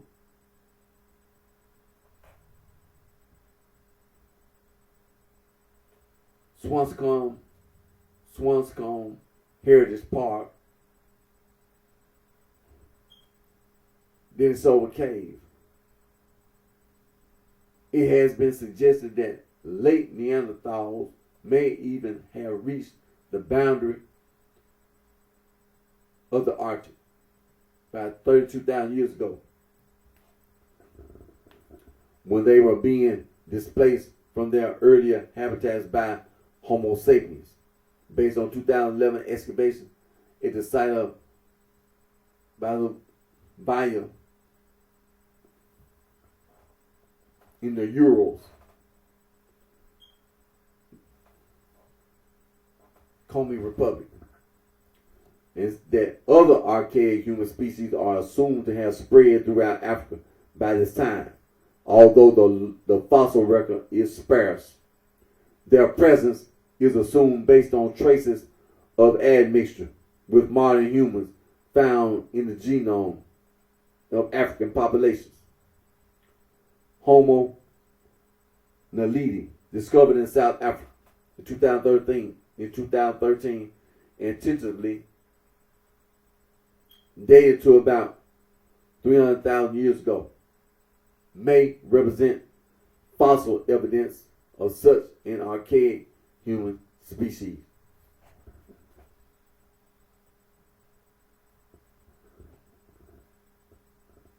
And Neanderthals spread across the Near East and Europe, while Denisovans appear to have spread across Central and East Asia into Southeast Asia and Oceania. There's evidence that Denisovans interbred with Neanderthals in Central Asia, where their habitats overlap. Neanderthal evidence has also been found quite late at 33,000 years ago at the 65th latitude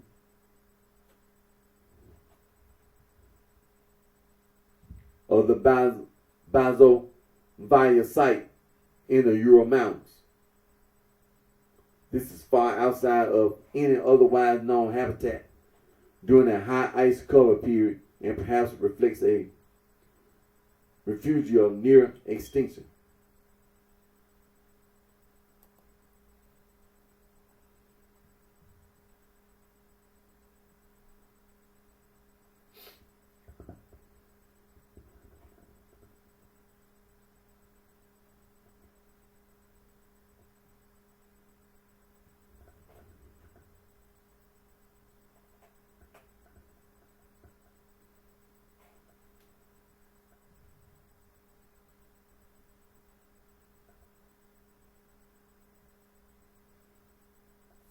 And so, let me see, let me read it. Okay, that was the southern dispersal.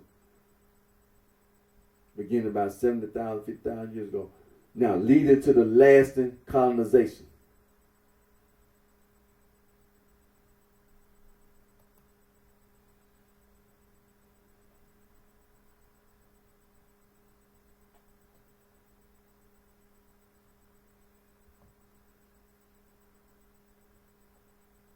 Okay, let me click back.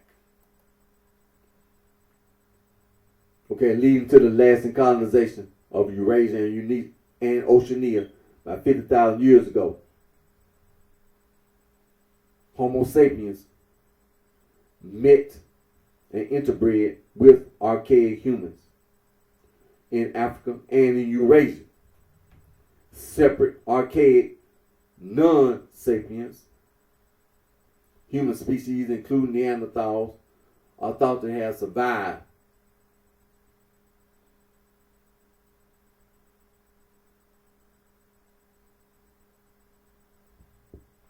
until around 40,000 years ago.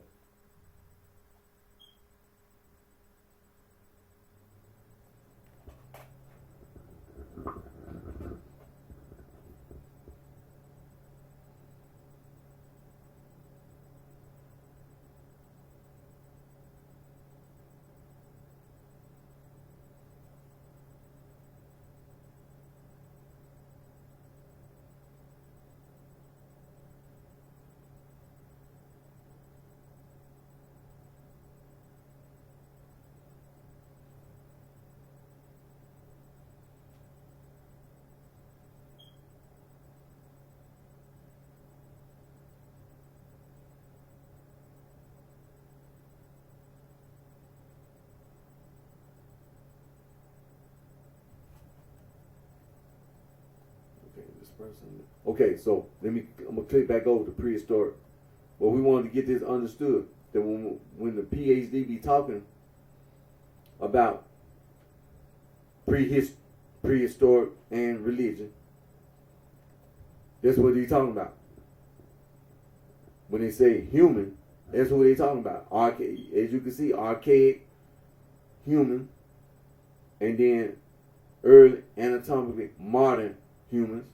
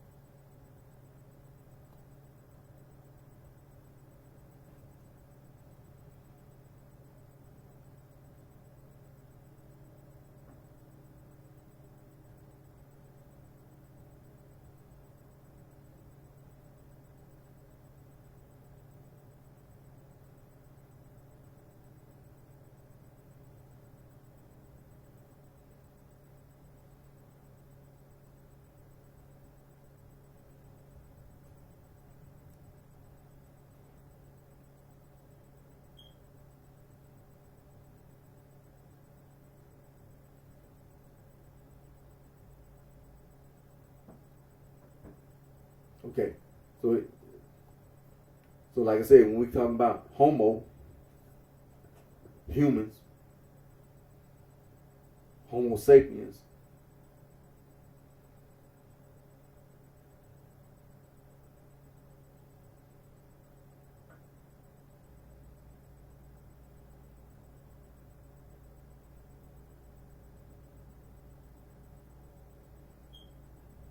from the extinct archaic human species, of which some are at times also identified with, but only one prefix sapiens.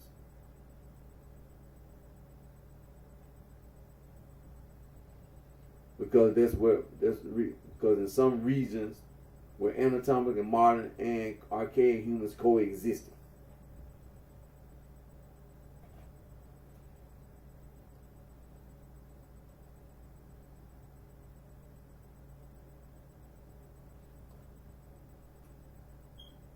All right, so let me click back over. So when we get over, I'm gonna go back over here to prehistoric. And it makes up the bulk of human experience. Over 99% of human experience occurred during the Paleolithic period alone. Prehistoric cultures spanned the globe and existed for over 2.5 million years.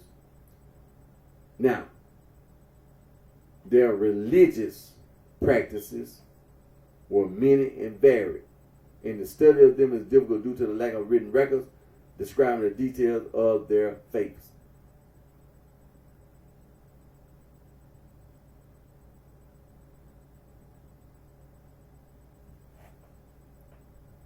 Now let's don't forget religion.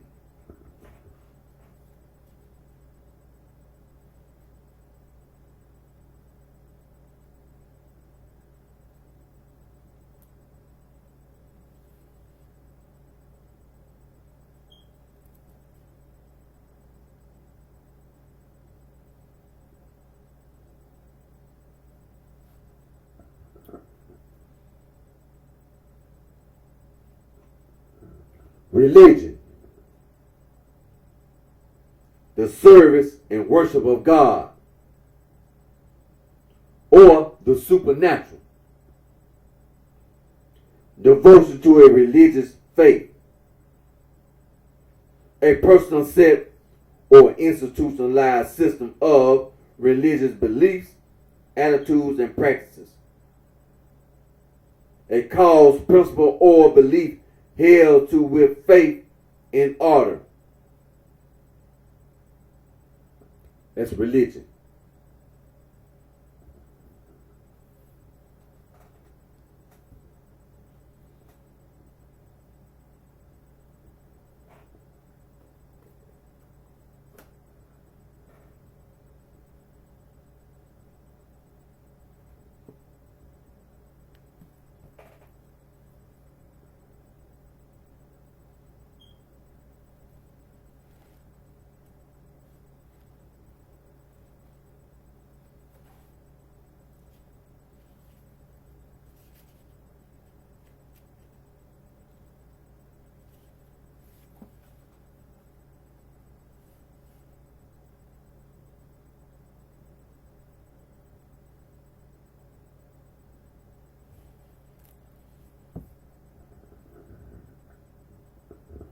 Religion.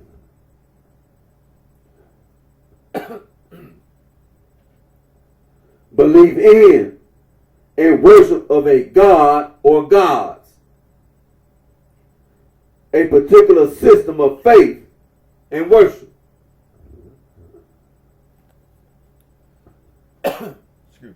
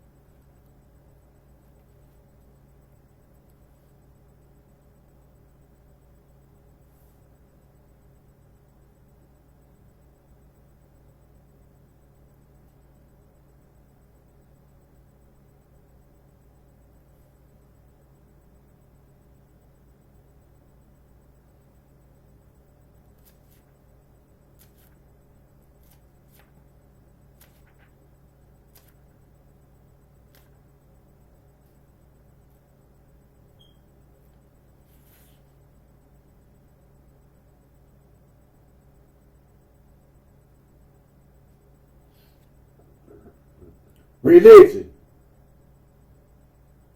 belief in and worship of a god or gods, a particular system of faith and worship.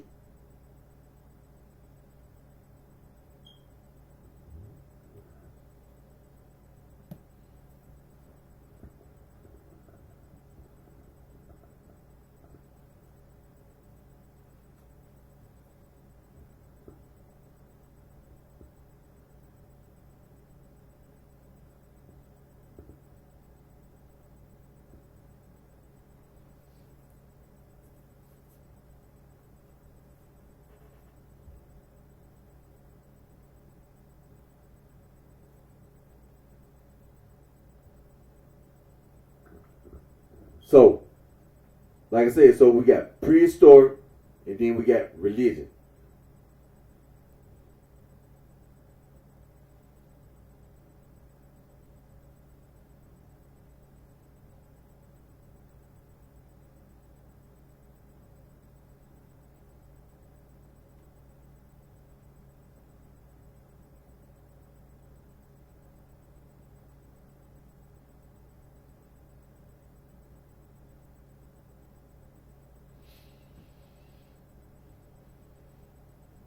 Now, so we get to prehistoric. Prehistoric.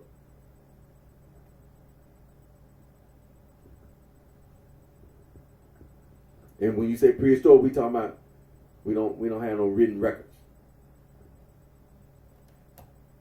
But when we talk about prehistory, the period before written records. When you ain't have no written records, it makes up the bulk of human experience. So this is what the PhD tell you: the human experience, prehistory. That's the reason why archaic humans and anatomic modern humans, we talking about humans.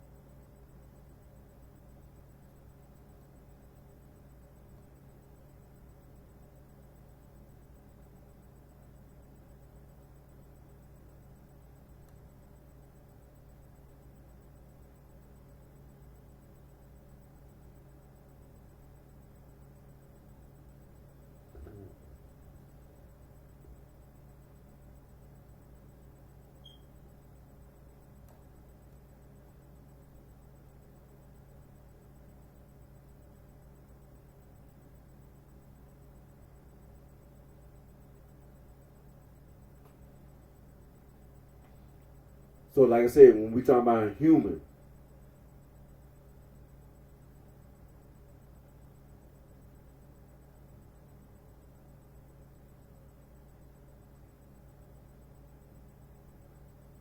and let's not forget when the scientists be talking about the gorillas and the orangutan and the gibbons, when you descended from all these apes,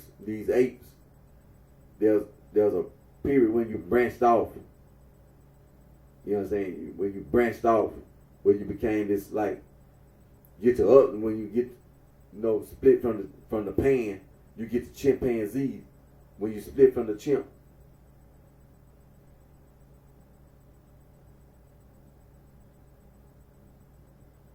it's what homonine.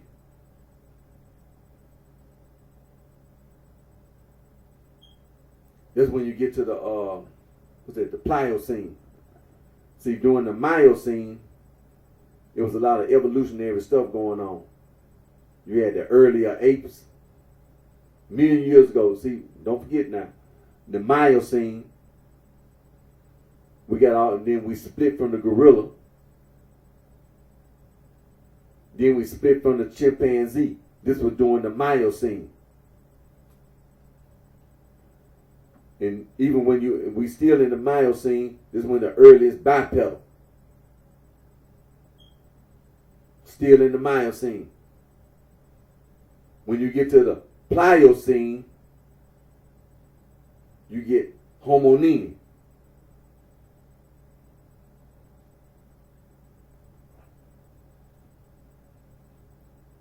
Then you get the earliest sign of Australopithecus in the Pliocene. There was no Australopithecus in the Miocene, but the Australopithecus is in the Pliocene. So let's touch on this for a moment. The Miocene is the first geological epoch of the Neogene period and extends from about 23.3 to 5.333 million years ago.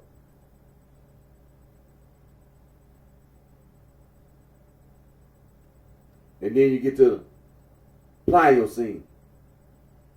It's the epoch in the geological time scale that extends from 5.333 to 2.58 million years ago.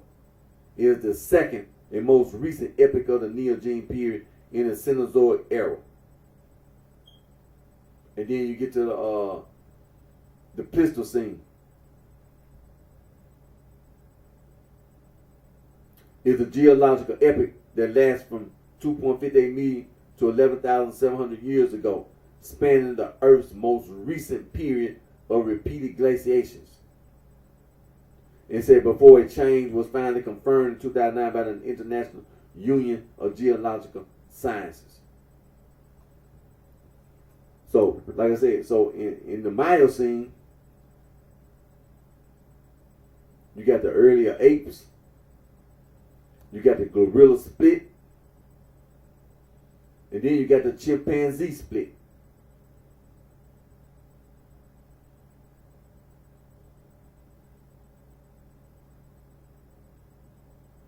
And what they mean is, now, when you talk about the earlier apes,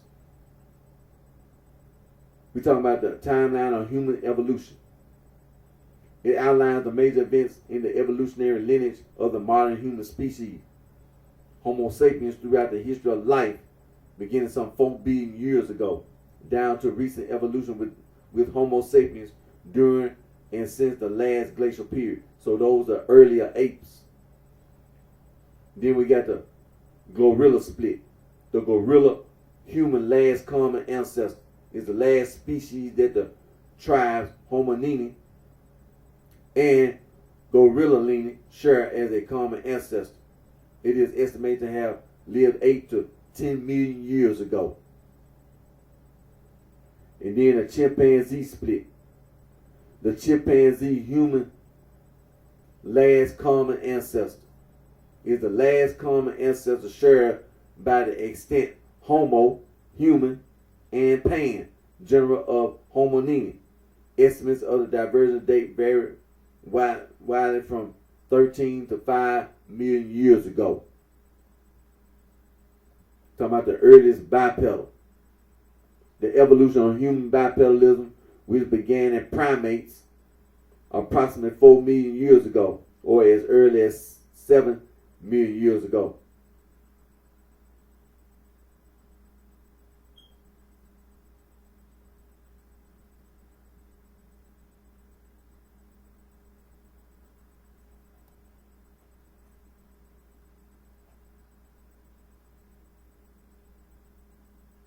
And then we get to the hominini.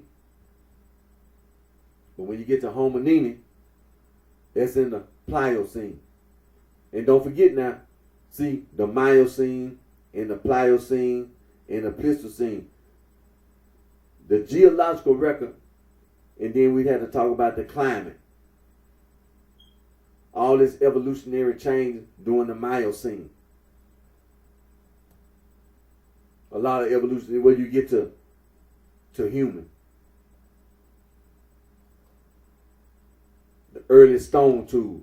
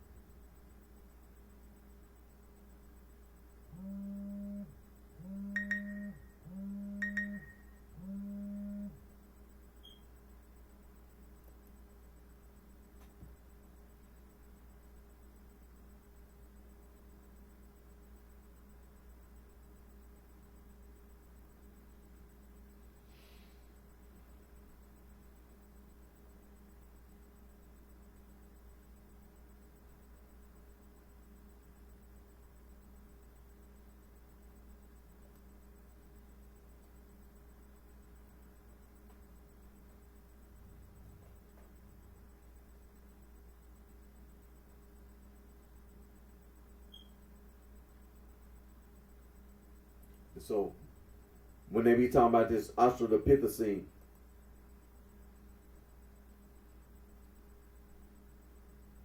formerly Australopithecina or Hominina, joining any species in the related genera of Australopithecus and Paranthropus. That's an extinct hominin. We contain two widely accepted species, Paranthropus robustus and Parambosi.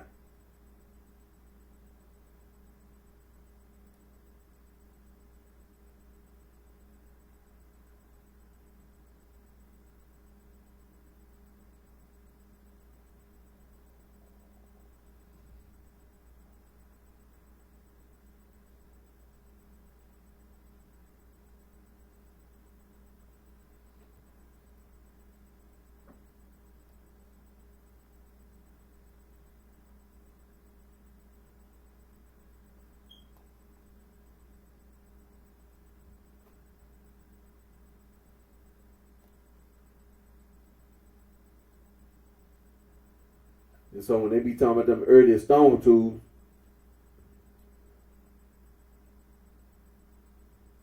Australopithecus africanus and Australopithecus africanus, being the earliest sign of Homo. And that's let me see, Australopithecus garhi.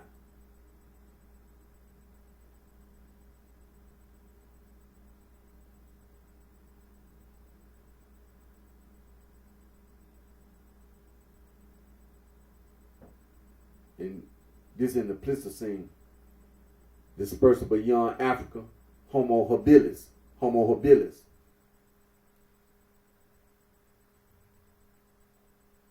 Then you got Homo sedaba and Homo ergaster, Homo intercessor, then Homo erectus. Then Homo heidelbergensis and Neanderthals and Denisovans and Homo sapiens. You got earliest rock art and earliest clothes and modern humans.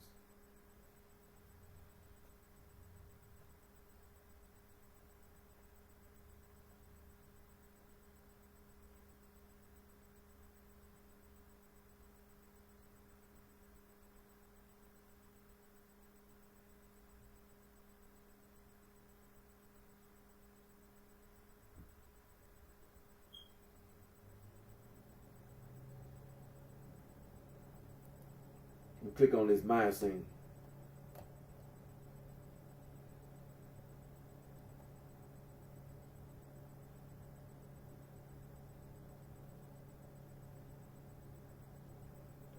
Now they're saying during the Miocene,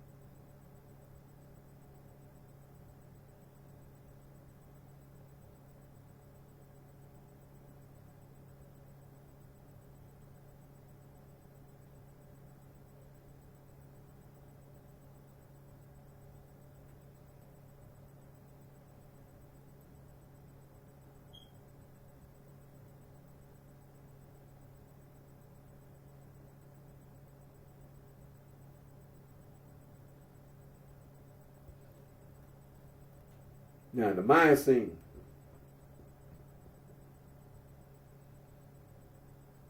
or the Neogene period, 23.3 to 5.333 million years ago. The Miocene was named by Scottish geologist Charles Lyell. The name comes from the Greek words mean less and new and means less recent because it has 18% fewer modern marine invertebrates than the Pliocene has. The Miocene followed the Oligocene and preceded the Pliocene. And now what they're saying is this: as Earth went from the Oligocene through the Miocene into the Pliocene, the climate slowly cooled towards a series of ice ages. The Miocene boundaries are not marked by distinct global events, but by regionally defined transition from the warmer Oligocene to the cooler Pliocene epoch.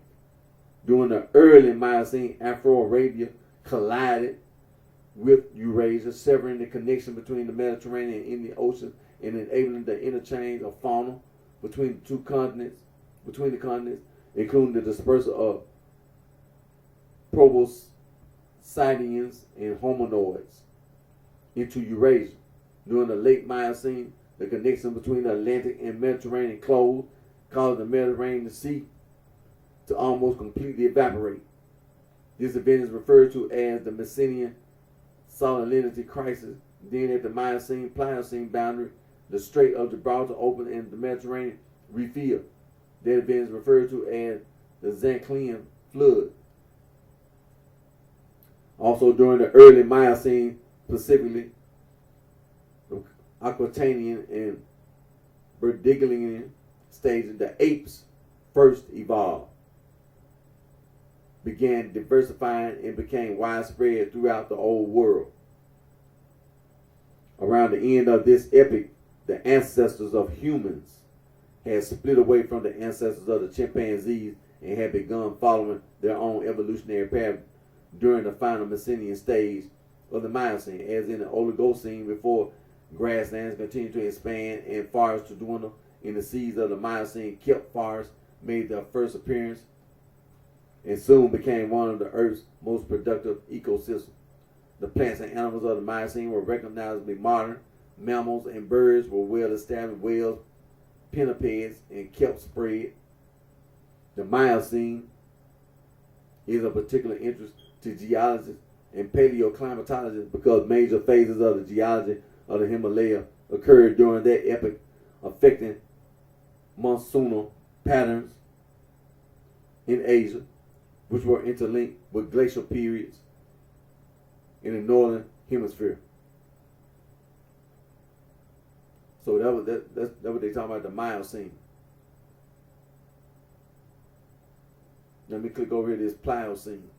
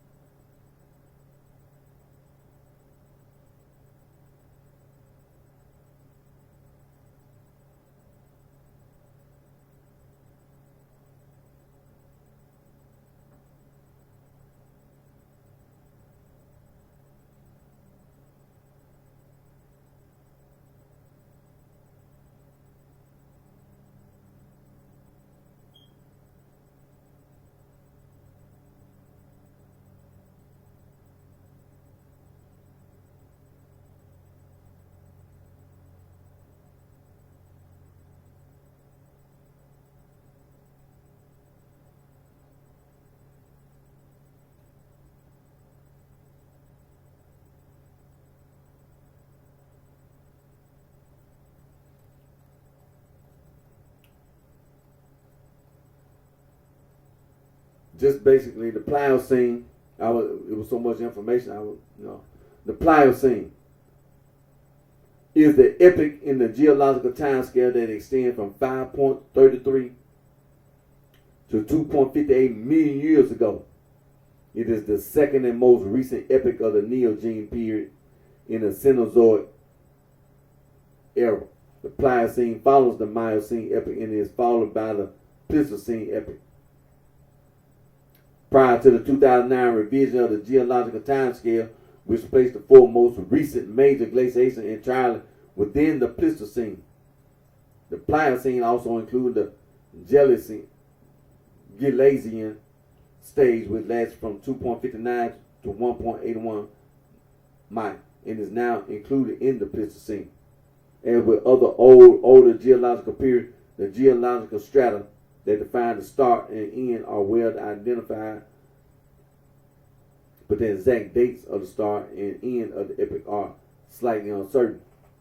The boundaries defining the Pliocene are not set at an easily identified worldwide event, but rather at regional boundaries between the warmer Miocene and the relatively cooler Pleistocene. The upper boundary was set at the start of the Pleistocene glaciations.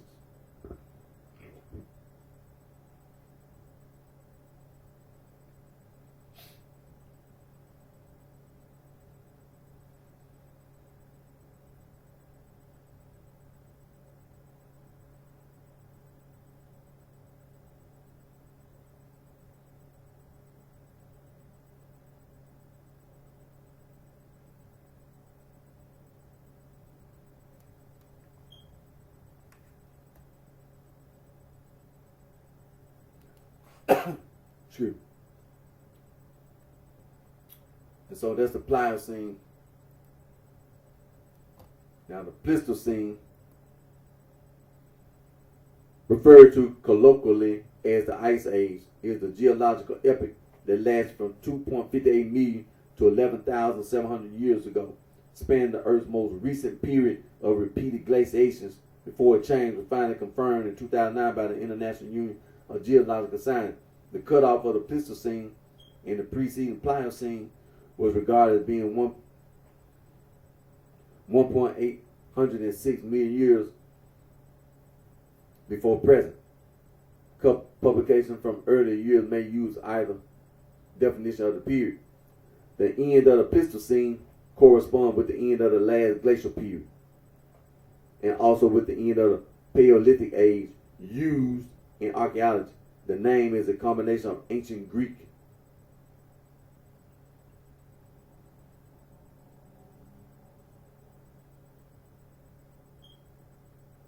so basically that's what the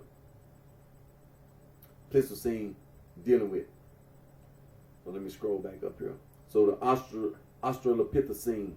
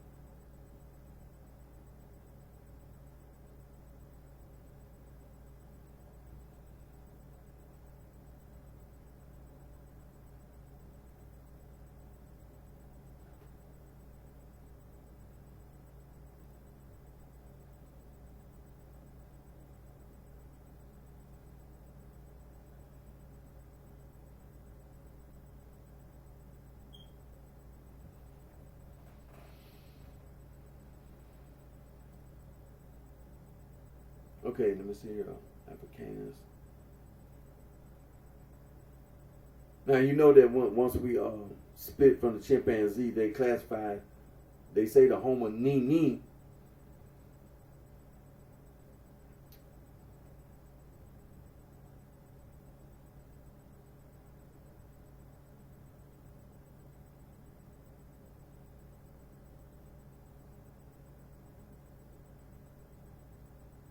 You say homonina, you talking about two tribes to extent general.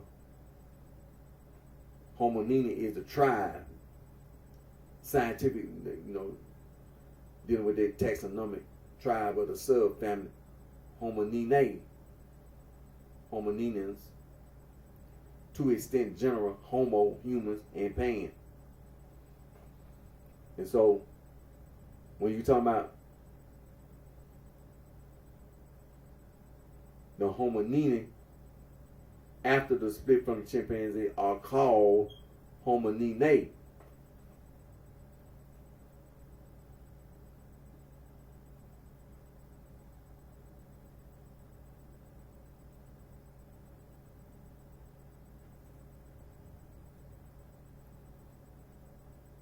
Click back over.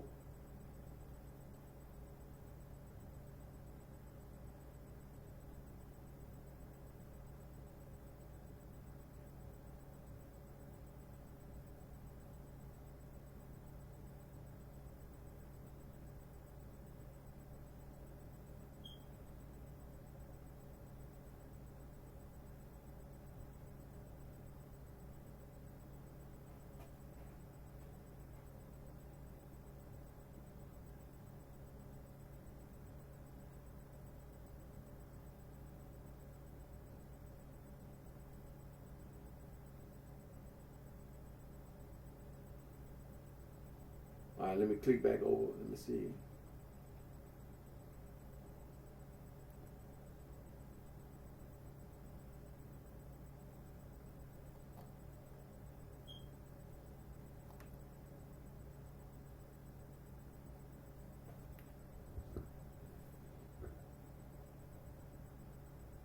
The hominin timeline. So that was the Miocene, then the Pliocene, and Pleistocene. So let me see here.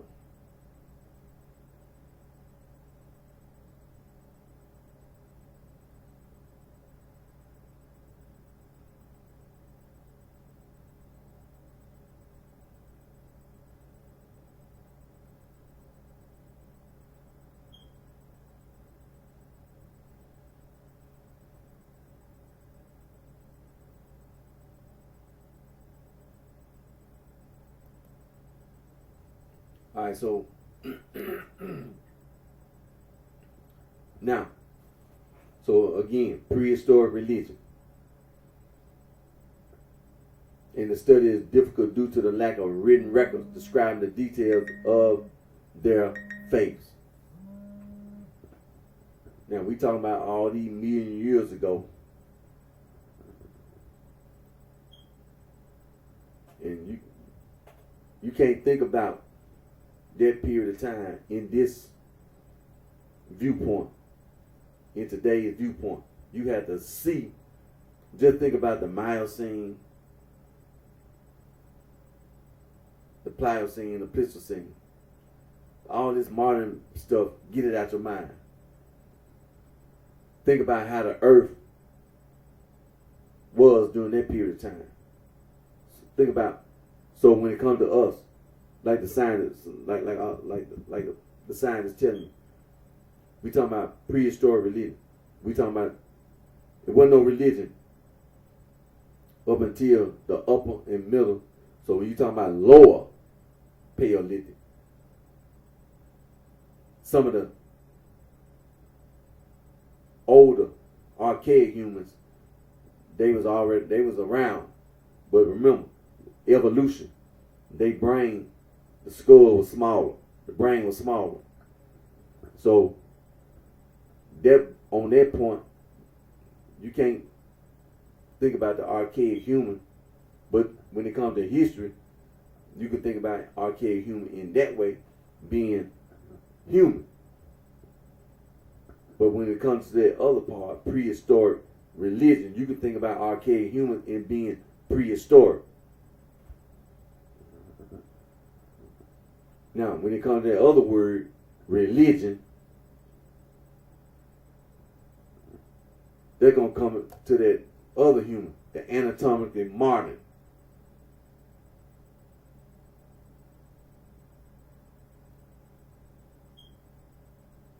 Because anatomic modern human, as you know, had ancestors. He had ancestors. And the archaic human, as we know, we just read it, they came out of Africa and all that, possibly interbred with the Denisovan and with the Neanderthal and all that. When they were talking about the Cro-Magnon and all that. So, we're finna get to this word. Because the PhD, you know, we're talking about prehistoric religion. The cognitive, stop right there. Get the dictionary.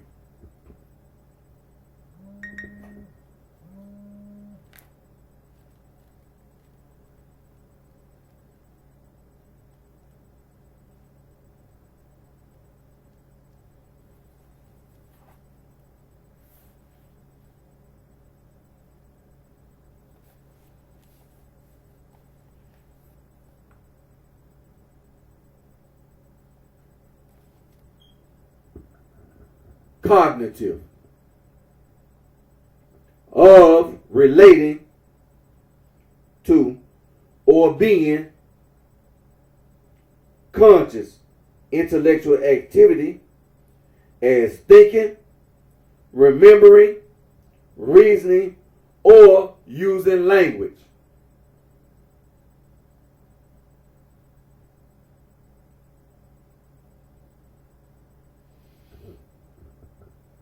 Cognitive.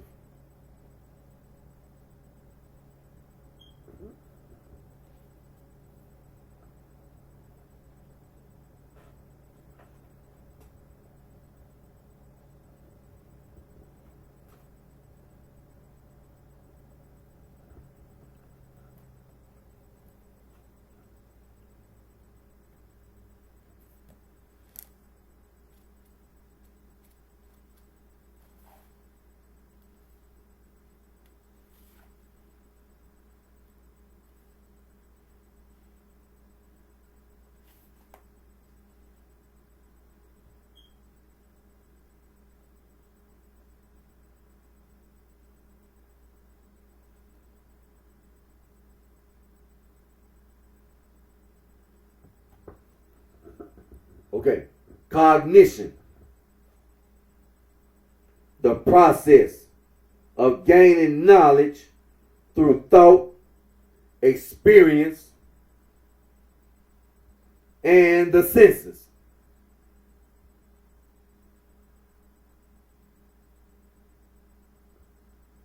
Cognition.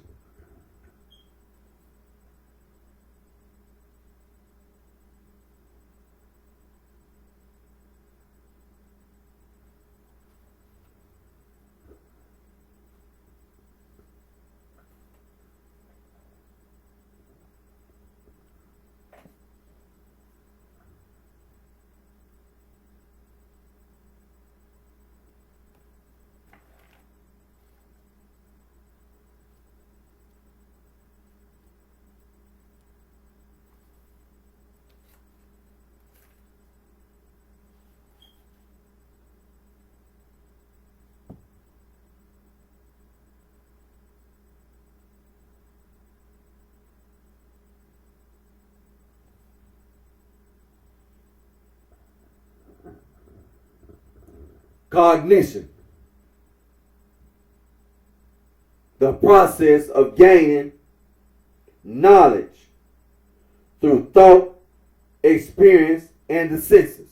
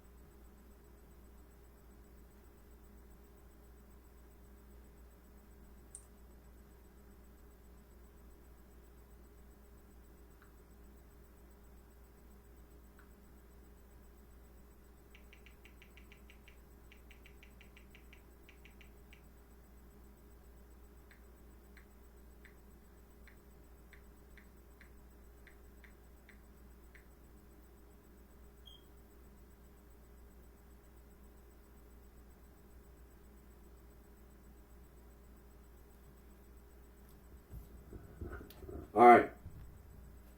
Now, if you look up cognitive, it wouldn't have came up on Wikipedia. It'll just be dictionary. So, cognition refers to the broad set of mental processes that relate to acquiring knowledge and understanding through thought, experience, and the senses. It encompasses all aspects of intellectual functions and process such as perception, attention, thought, imagination, intelligence, the formation of knowledge, memory and working memory, judgment and evaluation, reasoning and computation, problem solving and decision making, comprehension and production of language. Cognitive processes use existing knowledge to discover new knowledge. Cognitive processes are analyzed from very different perspectives within different contexts, notably in the fields of linguistics, musicology, anesthesia, neuroscience, psychiatry, psychology, education, philosophy, anthropology, biology, systemics, logic, and computer science.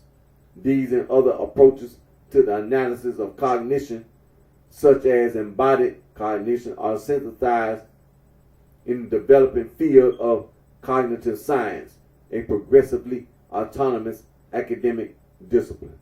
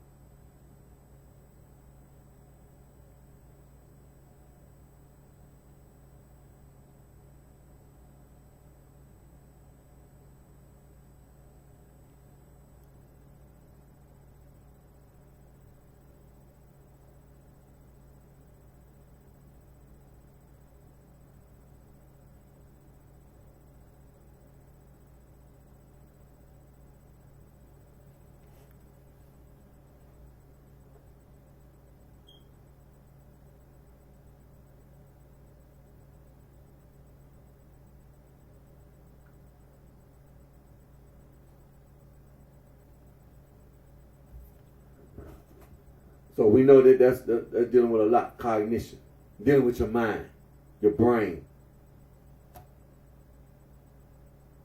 So let's click back over to prehistoric religion, because we know the PhD. The cognitive capacity for religion likely first emerged in Homo sapiens sapiens, or anatomically modern humans, although some scholars posit the existence of Neanderthal religion and sparse evidence exists for earlier ritual practice. Excludes sparse and controversial evidence in the Middle Paleolithic, 300,000 to 50,000 years ago. Religion emerged with certainty in the Upper Paleolithic, around 50,000 years ago.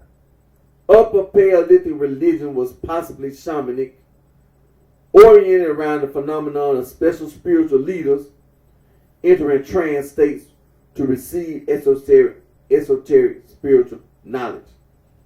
These practices are extrapolated based on the rich and complex body of art left behind by Paleolithic artists, particularly the elaborate cave art and the enigmatic Venus figurines they produced.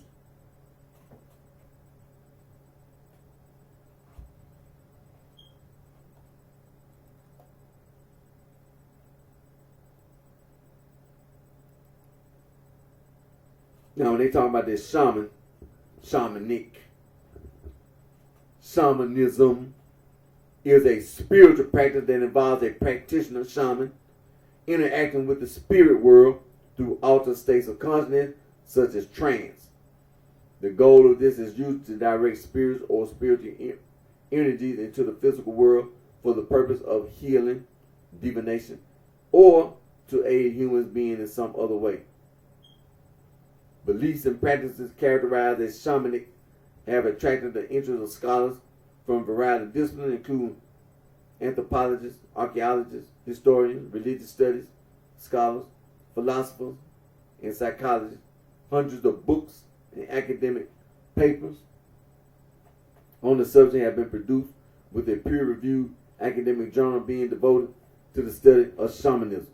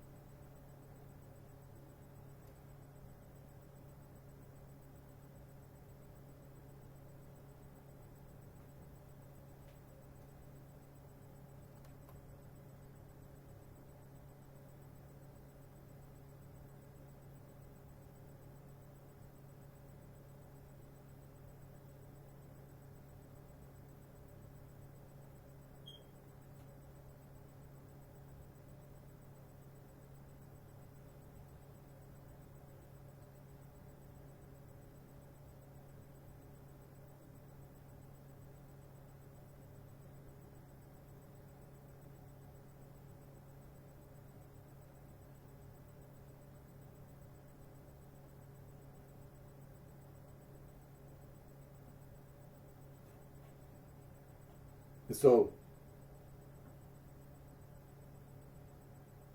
now, when you use that word shaman, the terminology, is controversial. The etymology, the etymology of the term, so.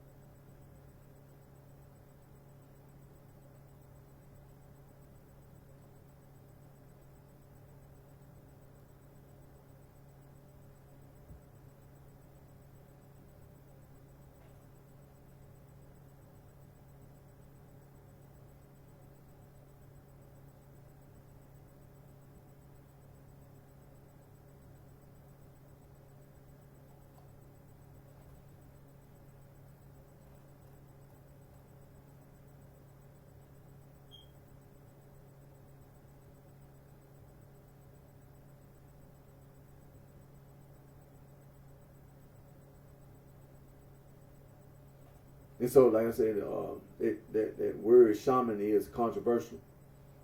But during the Upper Paleolithic, religion was possibly shamanic, oriented around the phenomenon of special spiritual leaders entering trance states to receive esoteric spiritual knowledge. These practices are extrapolated based on the rich and complex body of art there behind by Paleolithic artists, particularly the elaborate cave art and enigmatic Venus figurines they produced.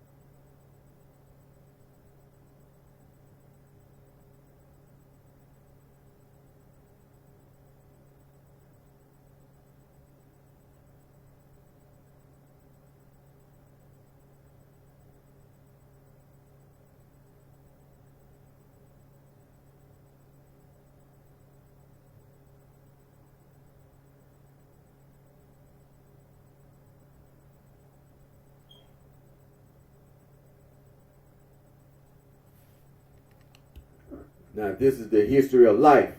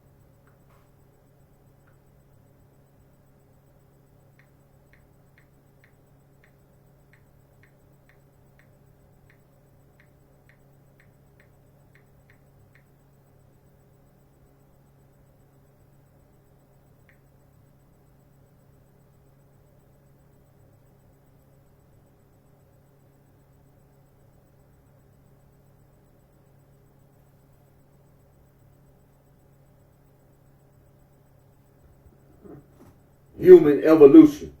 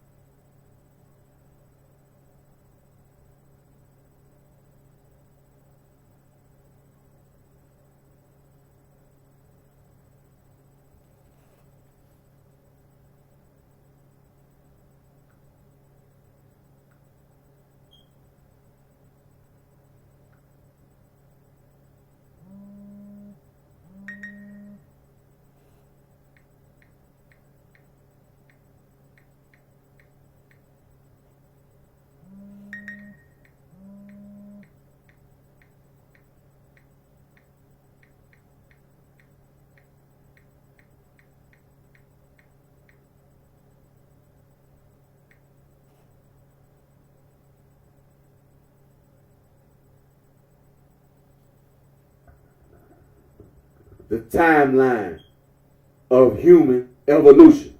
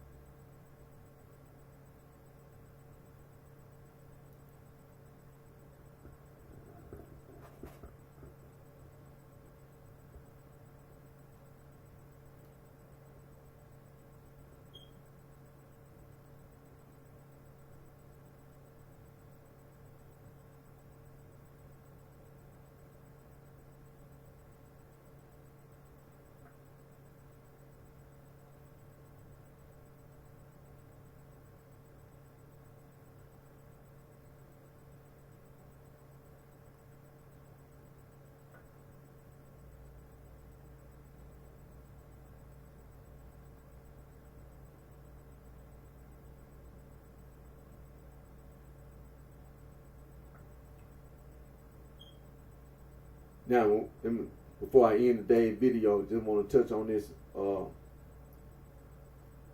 historical race concepts and how, based on what we've been talking about, and just like we were talking about the Protestants and the Catholics and the Jews, and how these Protestants in Western Europe, this historical race concept, people like Martin Luther and the Waldensians and all that. See, that's what this stupid stuff, this Indo-European, all this stuff over in Europe, and these so-called West Europeans, these Germans, and this historical race concept. And that all this stuff about Gnostic. See, that's what this historical race concept, this Indo-European talking about, claiming to be a polytheist. You're a fake polytheist with false polytheism and going around trying to be violent. Talking about the material world's evil and trying to have anal sex with all this kind of stuff with the men, trying to have anal sex with the men and the women and all this. Talking about the material world, trying to destroy wildlife, trying to destroy nature, trying to destroy our environment, and going around trying to influence people through violence.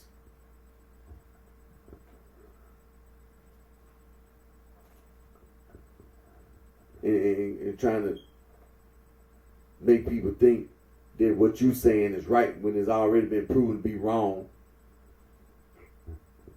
There ain't no ifs, ands, or buts about that. They already proved that in the fields of science. But yet and still, they still come to walk around everywhere at these colleges and universities.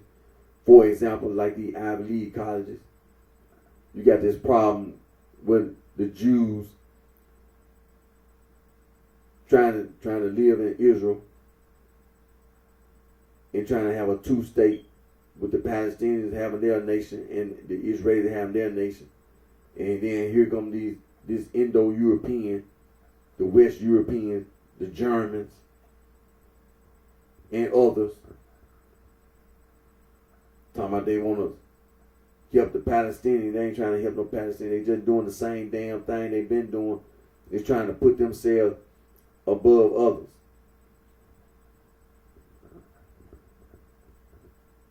With this fake polytheism. Because that's what it is, a fake polytheist going around this false polytheism. And trying to use some made up religion. Talking about some Gnostic. And doing the same thing to the Palestinian people. Doing the same thing. Doing the same exact thing. Trying to impose these damn lies on any and everybody through violence, using violence. And that's where it's coming from, this historical race concept. It's already been proven wrong by the fields of science. But see, organized crime, that's what criminals do. That's what criminals do. A big bunch of criminals.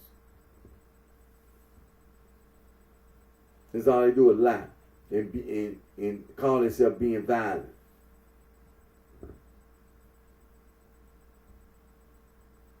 But there's something that we're not going to negate this historical race concept, because we had to deal with this stuff today. This Protestants.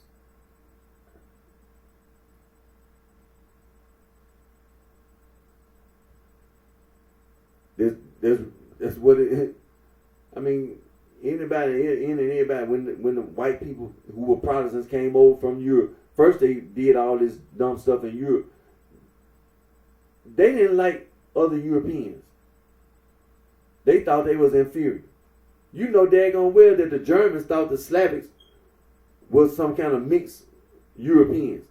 They thought they was inferior. And all the people in science will tell you the same thing. That the Germans were trying to say that other Europeans were inferior. And that the Germans was the master race. Not just European. They specifically said that the Germans were a master race. They didn't like other Indo-Europeans. The Persians or the Indians. No, the Iranians. The Iranians, not the Dravidians in India. But the Iranians.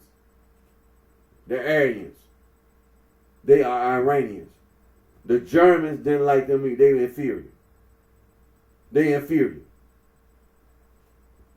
The Latins, inferior. The Armenians, inferior. See, historical race concept. That's who the Protestants was. And that's who they is. They left Europe, came over to America, committed all kind of atrocities against the first and Native Americans because of this historical race concept. Because the first and Native Americans were savages. Then the same Protestants with this historical race concept took innocent men, women, and children from sub-Saharan Africa, the transatlantic slave trade, the West African slave trade, with this damn historical race concept. And not only forcibly forced people from sub-Saharan Africa to be slaves, but also impose colonialism upon the people in sub-Saharan Africa based on this historical race concept, which is a big damn lie.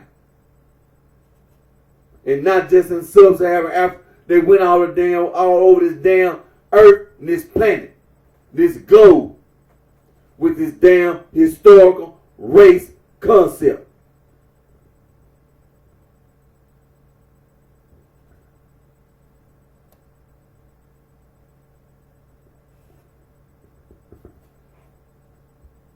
We're going to continue to stay on prehistoric religion. Indefinitely. Traditional African religion, ancient, African religion. Indefinitely. Because it's too much information. We talking about Pleistocene, Miocene, Neogene. It's too much information. Too much. Man, you could never ever. No, it's too much information. Too much. But I like it. I like it. I ain't no damn hurt. I like it.